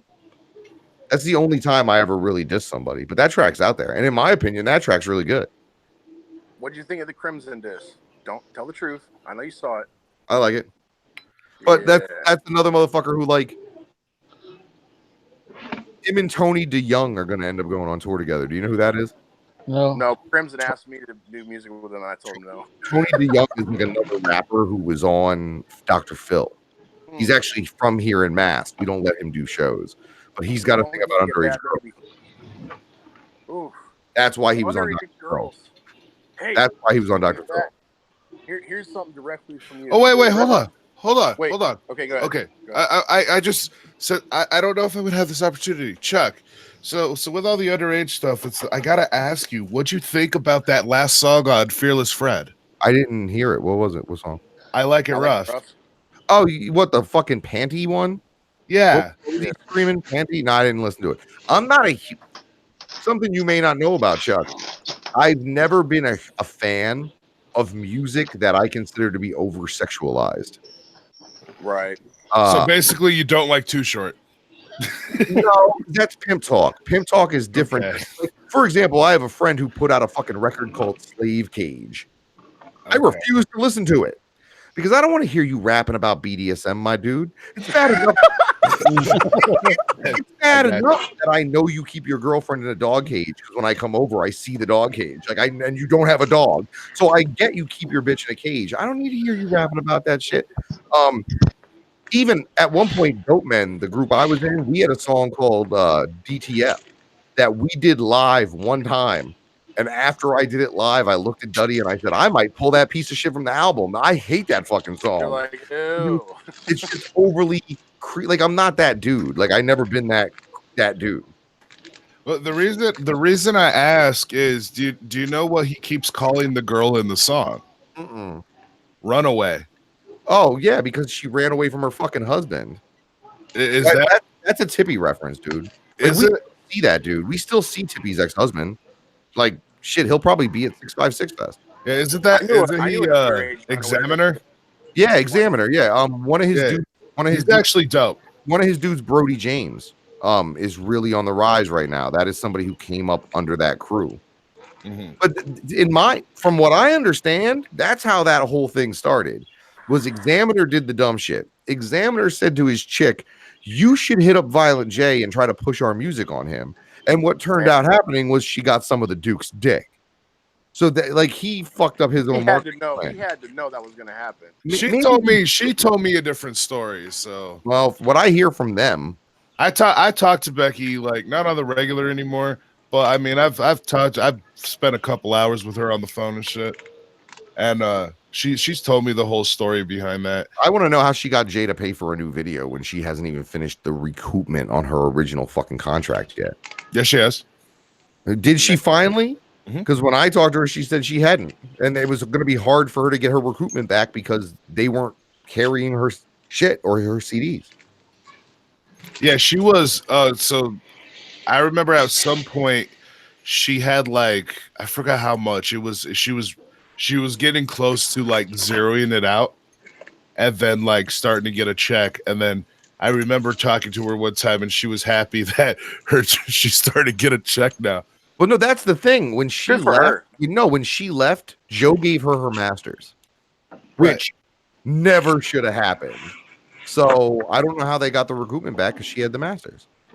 That's how she got. It was before she got her masters back. I know that much. Maybe I think that's why they gave her the masters, because they recouped it. They recouped it or whatever.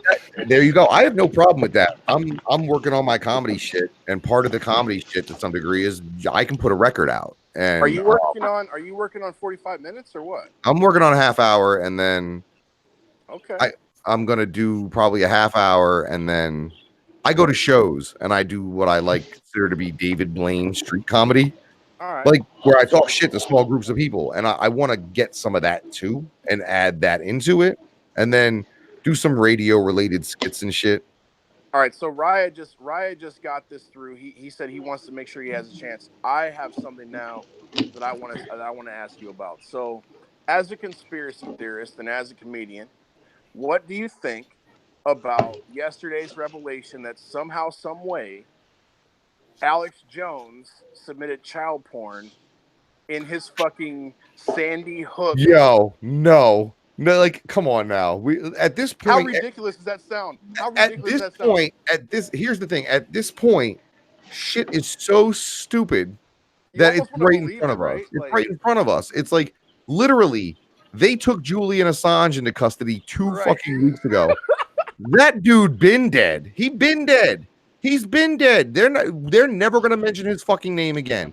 That dude is gone now. You might as well just it's just the way of the world now. Like, so do you think the ridiculousness of that headline? He got set up. If it's true at do you all, think that means that the Sandy Hook shit was the shit no, that was real? No, I'm not saying that either. Right. So like. How ridiculous does that sound, though? Like, you got $1 million, you got millions of dollars in your legal team, and they somehow just let this slip through the cracks. So, whoops. No, it didn't happen that way. That dude, I mean, they're doing a good job trying to demonetize people. There's a show that I listen to quite frequently called Tinfoil Hat, which is with this comedian Sam Tripoli. They hit the top 20 on iTunes for the first time this week, and something tells me that by next week, I'm not going to have any fucking Tinfoil Hat to listen to because that's what's been happening. Higher Side Chats got taken offline. Those conspiracy guys from Ireland, it's a show from Ireland that I listen to, they got taken down. They've been fucking platformed. And nobody knows why. Nobody at this point, it's become like that movie Conspiracy Theory. There was a scene in that Mel Gibson movie Conspiracy Theory where Mel Gibson, whoever's attacking him, says you were right. And Mel Gibson has to look up and go, what was I right about? Right. The homie Zay Garcia was right. Chuck Reeves is down with Mel Gibson. At this shit, it's like nobody knows what's going on. It just feels like when I heard that, I was like, wait, so is this Sandy Hook shit real? It sounded so fake when I heard it.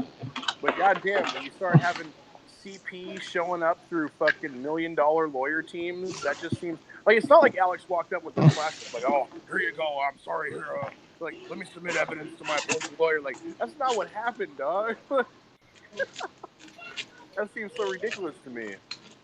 By the way, Chuck, unfortunately, I have to say this. You popped in my mind yesterday as I was watching TV. I was sitting there and I was like, I need to watch a movie. And I was going through Hulu and fucking Independence Day was on. And I was like, okay, I'm going to watch Independence Day. I haven't seen that movie in a long time. And the scene where the ships are finally coming out of like the clouds or whatever, and everyone's like fucking tripping and looking at them. And I remember you saying, I want that Independence Day moment. Yeah, I want that. And I was like, that's what he was talking about. You know what I'm talking about now. I want that moment too, where we're all just like, what the fuck? Where everything you believe just crumbles in front of you. That's what I'm waiting for. Something like that's bound to happen sooner or later. I tried hard to make that happen for you, Chuck. I tried. Has anybody been watching Nosferatu? No, I don't watch a lot of TV. That AMC show. I know somebody was talking about it the other day. It's about like a fucking. I'll watch it. Well, I haven't really watched it. I'm on episode 7, I guess. The shows, all my favorite shows have ended, and then the shows I was also watching, I haven't been able to catch up with. Like, I still need to catch up on Westworld. We're super busy with this fucking function. This I don't watch much TV. I don't watch a whole lot, but I've been DVRing it, and then I got an email saying we think it's episode 7, and I was like, all right, well, whatever. Why don't we see more Chuck Reeves content on the internet, dude? You really because I'm doing other things. Because I'm on the AMC channel on a TV show that's following up The Walking Dead. In the fall, I did a movie with Post Malone and Mark Wahlberg back in October called Wonderland. That's going right to Netflix. But I did that with them. I acted as Post Malone stand-in, so my name should be in the fucking credits and shit. I've got an audition for this Adam Sandler movie here in 3 weeks. Like, that's what I'm trying to do, and by doing that, a new online poster boy. You're leaving us with our dicks in our hands. Yeah, no, because nobody wants to fight the fight anymore, because it's just like it's silly now. It's silly now. No, but when you don't fight the fight, then we just start fighting ourselves. You're leaving us with Oh, our dicks in our trust me, we noticed. You're We fucking noticed. doing us a disservice, man. Come on now. Your fucking your Discord sounds like a fucking sewer, bro. No offense to anybody who fucking. I'm not gonna lie. I have to agree with Chuck on that. Nobody's gonna. Dude, listen. No offense to anybody who reps your Discord, but it sounds like a fucking sewer. I almost dropped the link in 4chan the other day. I was so mad at all this shit. I get a phone call from anytime somebody's like pussy hurts halfway, I get a phone call from 3 people. And I'm like, dude, my life sucks, and I kind of just want to start a gaming channel and run away. Oh my god, this person said this one thing that I think is a diss on a fucking podcast last week. I'm fucking pissed. We're all fighting. I'm like, how dare you not be my best friend and defend me? Like, dog, I didn't watch the podcast. I don't actually care. You're a grown-ass man or woman. Leave me the fuck alone. Why didn't you defend me that one time? Bro, what are you talking about? Homeboy was defending you. I didn't need to defend you against him defending you. What the fuck is going on? Every day. It's like herding cats, Chuck. You need to give us a focal point again. What are you fucking doing? You know what? I thought we had you a plan. guys should start a movement to keep Slayer 17 from fucking shooting up his grandma's house. Like, you need to seriously, you need to call, get a wellness check done, maybe get that little motherfucker a babysitter. Actually, I'm more pushing towards. I don't think we could stop him from doing that. I'm more pushing him towards. Somebody, if he does it, please live stream it. The homeboy Cree fucking took me roasting his training videos and just clipped it and put it up on YouTube, and I forgot all about his training videos of like the fucking $2.99 Walmart kid boxing punching bag thing tied to the door and shit. I love it. If you talk to Slayer 17, here's what you're gonna get: a bunch of complex math, and then like four or 5 Bible references you have to debate. Like, dude's off the chain with that shit. It's crazy. I think he's you have a lot of sensitive people around and shit. I actually like Slayer 17, so you know what I'm saying? Like that's my kind of dude. Had some restrictiveness to the things he says, but like, yeah. I mean, y'all thought I was bad. Oh, Chuck, I got another question to ask you.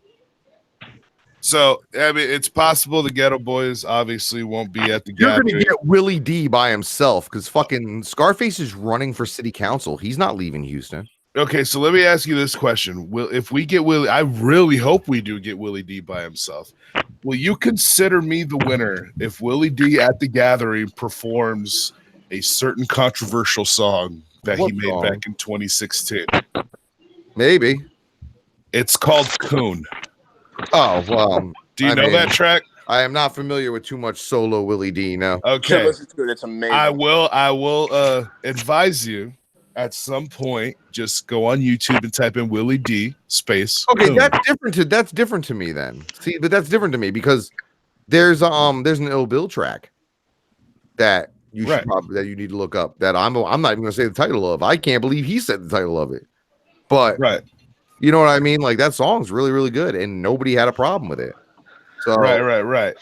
Well, the reason I reference that track is because I'm like, I always tell people when they get mad about my C word, I'm like, y'all need to fucking holler at Willie D then, because he's the one that popularized that shit. You know what I'm saying? Because and there's interviews with him because they ask him, what does that word mean? And he basically says, in the black community, a coon is somebody who sold out their community. See,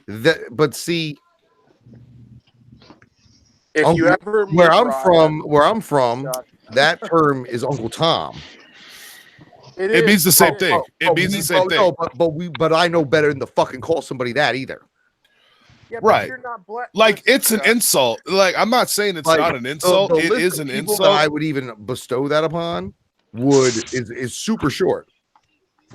Like, right. Now. But what I'm saying is it's an insult, and it is defaming, and it is all types of other shit.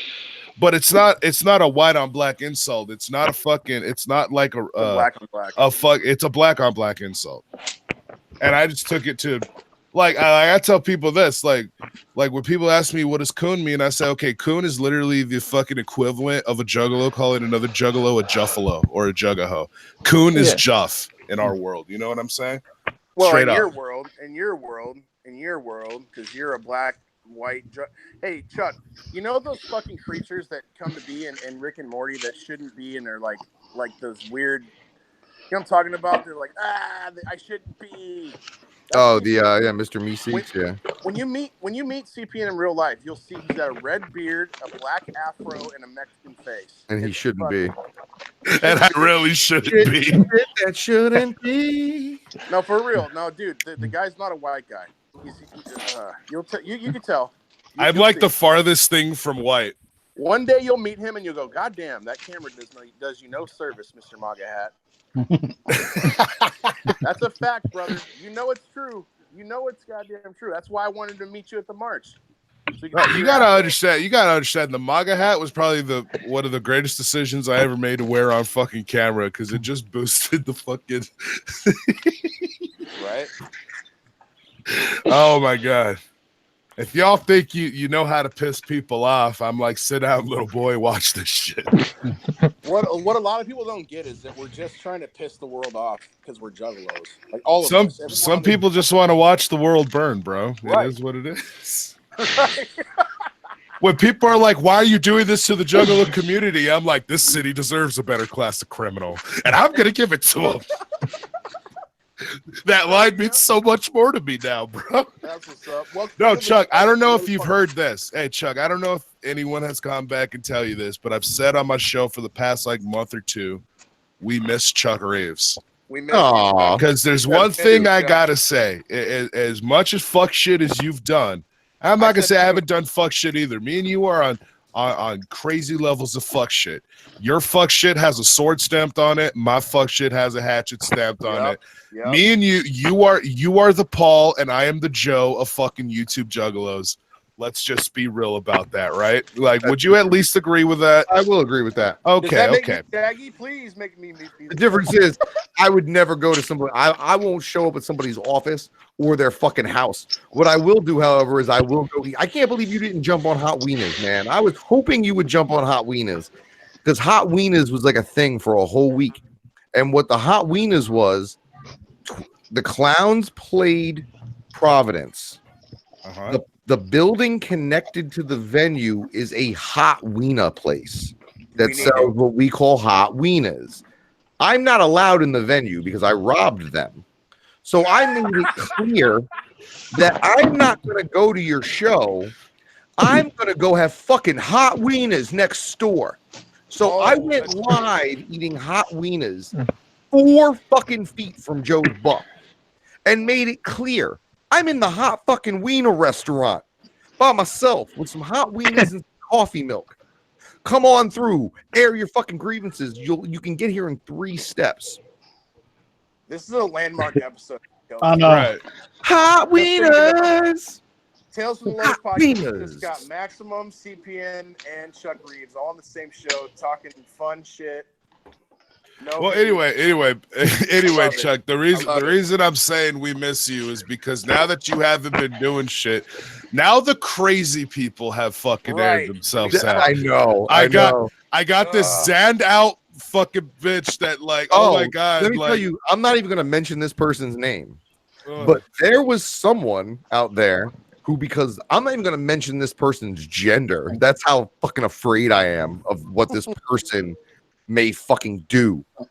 So this person had a problem with you and probably lied to some people about something you may or may not have said, which is why I didn't jump on it, because I knew that this person is fucking crazy. And if you look at my Facebook, it says up there, the enemy of my enemy does not make you my fucking friend. It may just make you a crazy person. So that person's blocked from my page. That person can't message me crap no more. And I don't even have a beef with that person. I'm just like, look, you're fucking insane. And anybody looking from the outside should be able to see that. And I'm not about everybody pretty much does. One of my big points to the whole thing, I was like, okay, all this shit that I supposedly did, you know how you know it's completely batshit insane? Chuck Reeves has not jumped on it. And yo, and like, let me tell you, Chuck Reeves can be like, there was a reason why certain other people didn't continue pressing you on the topic, because when I saw certain presses happen, text messages were sent where I said, make sure you're checking your fucking sources, because I'm not talking about this for a reason. How do you feel about a non-juggalette, Chuck? What do you mean? Have you seen a non-juggalette Jugganati exposed videos? Oh, I saw those. I thought that was about old girl and her baby and whether or not you guys were going to find out who the dad was. I didn't watch them all. Yeah, they're finished hell. On YouTube, dude. Is there more of them? It's a slapper, bro. Who was it that was in the FBI? Somebody was being accused of being an FBI. I'm in the FBI. Was you all? Was you? Damn. See, I'm in the FBI. I heard about these videos. I heard somebody was in the FBI, and I heard something else, and I'm like, you know what? I lost 30 pounds, and I grew my hair back, and I'm a clone. It's pretty funny. See, I believe I like in those videos. plants. I believe in what they call plants. To some degree, y'all know Tekashi 6ix9ine, right? That's a plant like a motherfucker. What if I told you that I have a belief that he's been a federal informant this entire time, and we're going to find out that his entire music career was based on numbers that were helped to be falsified by the U.S. government? Hey, what if I told you that I'm really good friends with people that surrounded him in that Gummo video, and I could help validate that fucking statement? Yeah. Treyway was like a huge deal in New York. $3,500 to every fucking bodyguard every time they showed up. Tekashi didn't have the money in his bank, his mom's bank, and his record company's bank to fucking pay $3,500 to every fucking entourage member every time he made an appearance anywhere. Back in 2016, the ATF and FBI busted like 13 different record labels, quote unquote, in the DC area.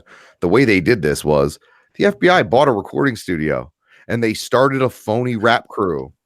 And they started saying, oh, you want to come record? Oh, you don't have the money? Well, what do you got? Oh, you got crack? Okay, we'll take we'll take the crack. Oh, you got guns? We'll take the guns for the studio time. That's fine. Oh, you got this illegal shit. And so they did that. And when I saw that, I was like, damn, is it possible that maybe they busted this kid, said they'd make that sex charge go away if he worked for them? That's definitely what happened. And then he did, and now he's being pulled out. Essentially, he's gonna come out as a Christian pastor in 3 years, and he's gonna make fucking millions of dollars. They're saying that fucking Shada, who's the head of Treyway, he snitched too. So if Shada snitched, they don't need Tekashi's fucking testimony because Shada's the boss. He was the boss. Right.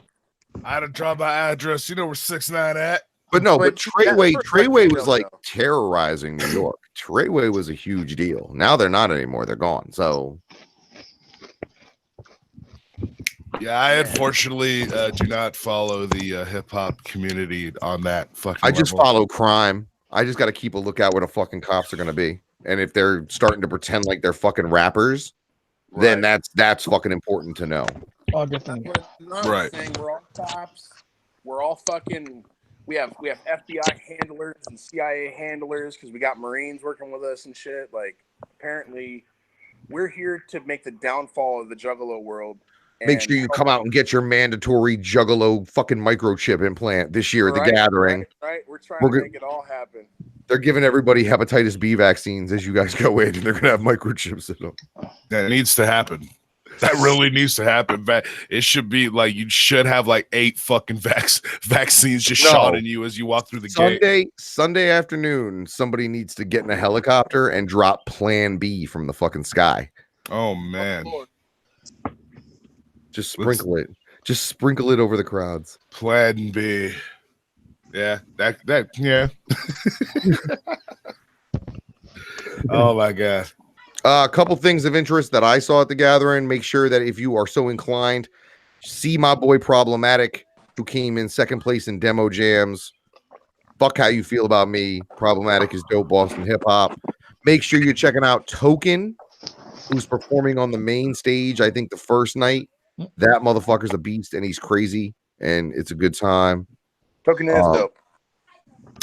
I'm trying to think of anything else that really fucking jumped out at me. I'm glad they're doing Big Money Rustlers again, or Hustlers, whatever they're doing. And who hasn't seen the acoustic set by now? I mean, I obviously did. Was that recorded? I haven't seen it. Yeah, it's out. It's out there. Well, no, the recorded one is the one they did in Texas. Because there was the 2 nights for Ballas, and then they did the one in Texas, and that one has video of it. Do you still, Chuck? Do you still think we got ripped off for Ballas? I think you got hella ripped off. I think you got hella ripped off at Ballas. I think you got hella ripped off at COC. I think y'all stay getting hella ripped off. But that's okay. One thing, but Ballas was a feeling, bro. Like, so, yeah, because COC was supposed to be a feeling too, and COC was supposed to be for something that you're never going to see the light of day. I don't know. I don't have any homies that went to COC, but every person that I know that went to Ballas was like, "Dog, you're never." It was a March level experience. Go into the office. That's just because of where it was. Yeah, that's the thing. I mean, and it is called the Big Ballas. It's called the Ballas party. You know what I mean? Go to the office. Everybody wanted to go to that fucking office. I still want to go to that fucking office. And you know what? You might like this, Chuck. The minute I walked in there, I got roasted right off the fucking bat by fucking Rachel Paul. I just walked right up in there, and Rachel Paul's like, "Oh, hey, CPN, you didn't bring your phone with you, did you?" I said, "No." And she goes, "Yeah, because fuck your phone." And I went, "Oh my, Mrs. Rob Bruce, Rachel Paul." Yeah, I'm not speaking on that, but anyway, Mrs. Rob Bruce. I'm not saying I didn't know that information. I'm just saying that here's what I want to know. To speak on that, as somebody who's deeply entrenched in conspiracies as a fan, it makes me fucking laugh. They're doing the 2 a.m. Bruce Brothers alien fucking expose, fucking autopsy. Crashed fucking spaceship discussion in wherever at like 2:30 in the morning. Why is it that Joe and Rob have an absolutely white belt understanding of anything conspiracy? I know. I think Rob has more. Like this is going to be it's going to be like a 1988 episode of Unsolved Mysteries hosted by Joe Bruce. Is all it's going to be. Like I can't see. I don't know. I know that if Tails fucking hashtags this right, this is going to be one of their biggest shows ever. Oh yeah, right. If they hashtag it correctly, yeah. Use those tags. Use them tags. They're there for a reason. It's called SEO, search engine optimization. I've been learning a lot about it. And can I ask one favor, just from one warrior to another?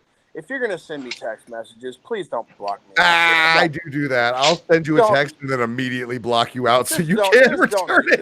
Just don't do that. Like no. I'm a piece of shit like that. I do that to my baby moms too. I do that to my baby moms all the time. Let me have one word back before you block me. That's all. Most of that's because I know we're on a 3-hour time difference, and I don't want you hitting me up at 4 a.m. thinking I'm awake and shit, and have my bitch staring at me like, "Why are you getting text messages?" Just wait till the next day and read the thing I responded. And all right. How come you never text me, Chuck? I feel so left out. You had all this history. The only number I ever had for you was whatever Google Plus number that I gave to Tech. Yeah, it's the same number. Oh, speaking of, I never even talked about this, and I maybe should have, and I'll give you. This is funny from a standpoint of you'll enjoy this. You remember when Tech got his Instagram taken down? Yeah. Okay. So I made a post where I didn't make it. A proxy made it on my Instagram. And the proxy called Tech's girlfriend a succubus. Oh, shit. And said that essentially this was all her fault, which depending on who you want to listen to, There's arguments for that, but I got a fucking phone call from that dude that was not friendly at all. Like, I know how you felt. I know how you felt now, because my interactions with him are typically fucking cordial. And he called me and didn't even introduce himself. Like, he called me and I didn't know he was calling per se. I knew he I know may who have you're been. talking about. What? No, I didn't. So here's the thing, Chuck. I didn't have not one non-friendly conversation with Tech. So what I mean is, when Tech is upset, there is a marked difference there, as opposed to how he sounds, not necessarily what he says. He didn't say anything to me that was that I would have taken as bad, but his tone of fucking voice, bro, he was unhappy. And I was like, damn, I do apologize. I did apologize. I apologized publicly a couple of times because I wouldn't have necessarily have called her a succubus. I would have worded it differently and been like, yo, is it possible she's a problem? Because what about that scumbag in Elsinore that's tearing down their poster? Whatever. I kind of want to bump that kid up just for class. I'm trying to get him on the show. That's psychopathic street team. They're under fucking whatever fucking direction to do that shit. That guy's not psychopathic. That dude's not psychopathic street team. That guy couldn't be street team for shit. That's the most unstable. That dude reminds me so much of fucking Yaya. Like, he looks like him. He sounds like him. What happened to him? Is he playing The Gathering? I should absolutely not. Yaya's on site, bro. You don't know what happened to him? He asked my. Never mind. Dude. Your daughter, I know. Chuck was there. Chuck was there. He was. I know when we had that conversation. I'm not surprised by. That's why I don't even. If my kids were like, "Look, we're gonna be." Hey, shout out Mad Max. Fuck your opinions, but shout out Mad Max. Oh, Maximilian. Shout out Maximilian. He don't like me, so I'm not shouting him out. Well, fuck him, but shout him out anyway. he got a big. Chuck don't like me either, but me and Chuck contributed to each other's super chats and ad revenue like a motherfucker for like over a year. So I'm telling you, this is what I'm going to say to you, because you're still not doing it. And I don't know about you, Josh. Those tails too. If you're not doing this, you need to fucking smack yourself in the face. I need to get back on the stick with uploading old shit that's not up there. If there's not an audio version of your show, audio is out revenue and video tenfold. I talked about doing that. I just haven't done it. I wouldn't even normally say this because this is information involving my business, but for it's called CPM, funny enough. Yeah, I know. Clicks per milieu or whatever the fuck it is, or credits per milieu. So I run 2 ads on my audio version. It only shows up on the audio version. It doesn't show up in the fucking video. They're in my voice. You have to record them. They're 30 seconds a piece. I make $60 for every 1,000 streams. So, like January, when I did 20,000 streams, I got $60 for every 1,000 times the ads got played. Right. And it's crushing. It's fucking, and it counts all your plays. So I put it in one place, and then that one place distributes it to iTunes, Spotify, Pocket Cast, all the Google, Google Play, all that shit. And then it consolidates all those plays into one place and pays you based on that. See, now if I see what this was gonna happen, I'm gonna start doing that, and then Chuck's gonna be like, "See, fucking kids doing this." I'm literally trying to peer pressure people into doing the shit. And the reason I'm trying to peer pressure people into doing it is because podcasting money revenue is estimated to top $500 million next year. I say we did talk about it, doing it at some point. What are the issues? All you want. He just gave you some money. No, but here's the thing. One of the issues I have right now is all the music I use on it for the segments and shit. It's literally all fucking. I'm allowed to use it for YouTube and only YouTube. Okay. All right. Well, I mean, I could probably try to see if I can get a license to use it on those other things. I've gotten lucky, I guess. So, for example, I tried to do the stupid shit when the 3 from Hell trailer dropped on Monday. I hadn't ever put out that 3 from Hell panel myself. Replicon had done it, but I didn't do it. So I put the 3 from Hell panel out the same day as the fucking whatever to try to maximize. I used Rob Zombie's intro in the beginning on the YouTube, and YouTube banged it and clipped it out. Now, Spotify and all those don't do that because they understand what fair use is. YouTube's problem is that there's nobody looking at their fucking copyright strikes and saying, is this fair use or not? You have to make the argument that your shit is fair use after they hit it with a copyright. Right. With podcasting, it's the opposite. They're going to assume your shit is fair use as long as, you know, as long as it's not. As long as you're not just playing fucking music and that's your whole podcast. Right. Because Joe Budden's got the same problem. If you watch the Joe Budden podcast, which is probably one of my favorite podcasts, I listen to it on Spotify and it's one version. The YouTube version's got all the music taken out of it. Gotcha. You know what I mean? So that's, you just have to keep the music off YouTube. Spotify and shit like that's clean with stuff like that. With podcasting. Okay. Yeah. Yeah, I just keep telling people. I keep trying to tell people, like, because even if you don't have the viewers now or the subs now, if something happens and all of a sudden you blow, that gives you a fucking foundation and a catalog that's gonna revenue the fuck up if people are trying to catch up, finding out who you are. Right. And you got to have 1,000 hours. You got to have 1,000 hours of content. Like yeah. Like I stopped putting up the old shows, but I'm gonna start putting up the old shows again, just so there's more hours of content on there. Right. Yeah, I'll definitely fucking look into that. Yeah, so I just woke up and jumped on here, so I'm gonna jump off, y'all. Okay. I still need to get some breakfast, so y'all peace out. Thank you, Chuck, for the cordial conversation. Hey, thank you too as well. Thank you to fucking Tails and Josh and Run and Jeremy and Tommy James. I don't think I ever meet you, but you got a good beard. And fucking Max, I'm glad things are going well for you. And good looks on that Shaggy feature. And I'm sure I'll see you cats. Chuck, we got to get back to hating each other, fam. Like the audience is starting to dwindle. Come on now. Tommy James looks uncomfortable with all this fucking dick sucking going on. Right. Oh man. I came for face slapping, not dick sucking, fam. What the fuck? Hey, I slapped Sid Jones right back into dressing like a punk. Nobody gives me credit for that shit. Damn. Bro. All right, y'all. Peace in the Middle East, Chingrees. Yeah, y'all, I think I'm about to hop up off here as well, man. Much love and respect. Josh, have a dope ass day. Y'all fucking keep it crispy. Thanks. Yes, sir. Whoop whoop. Whoop whoop. Peace out, everybody in chat. Peace out. See you, say goodbye.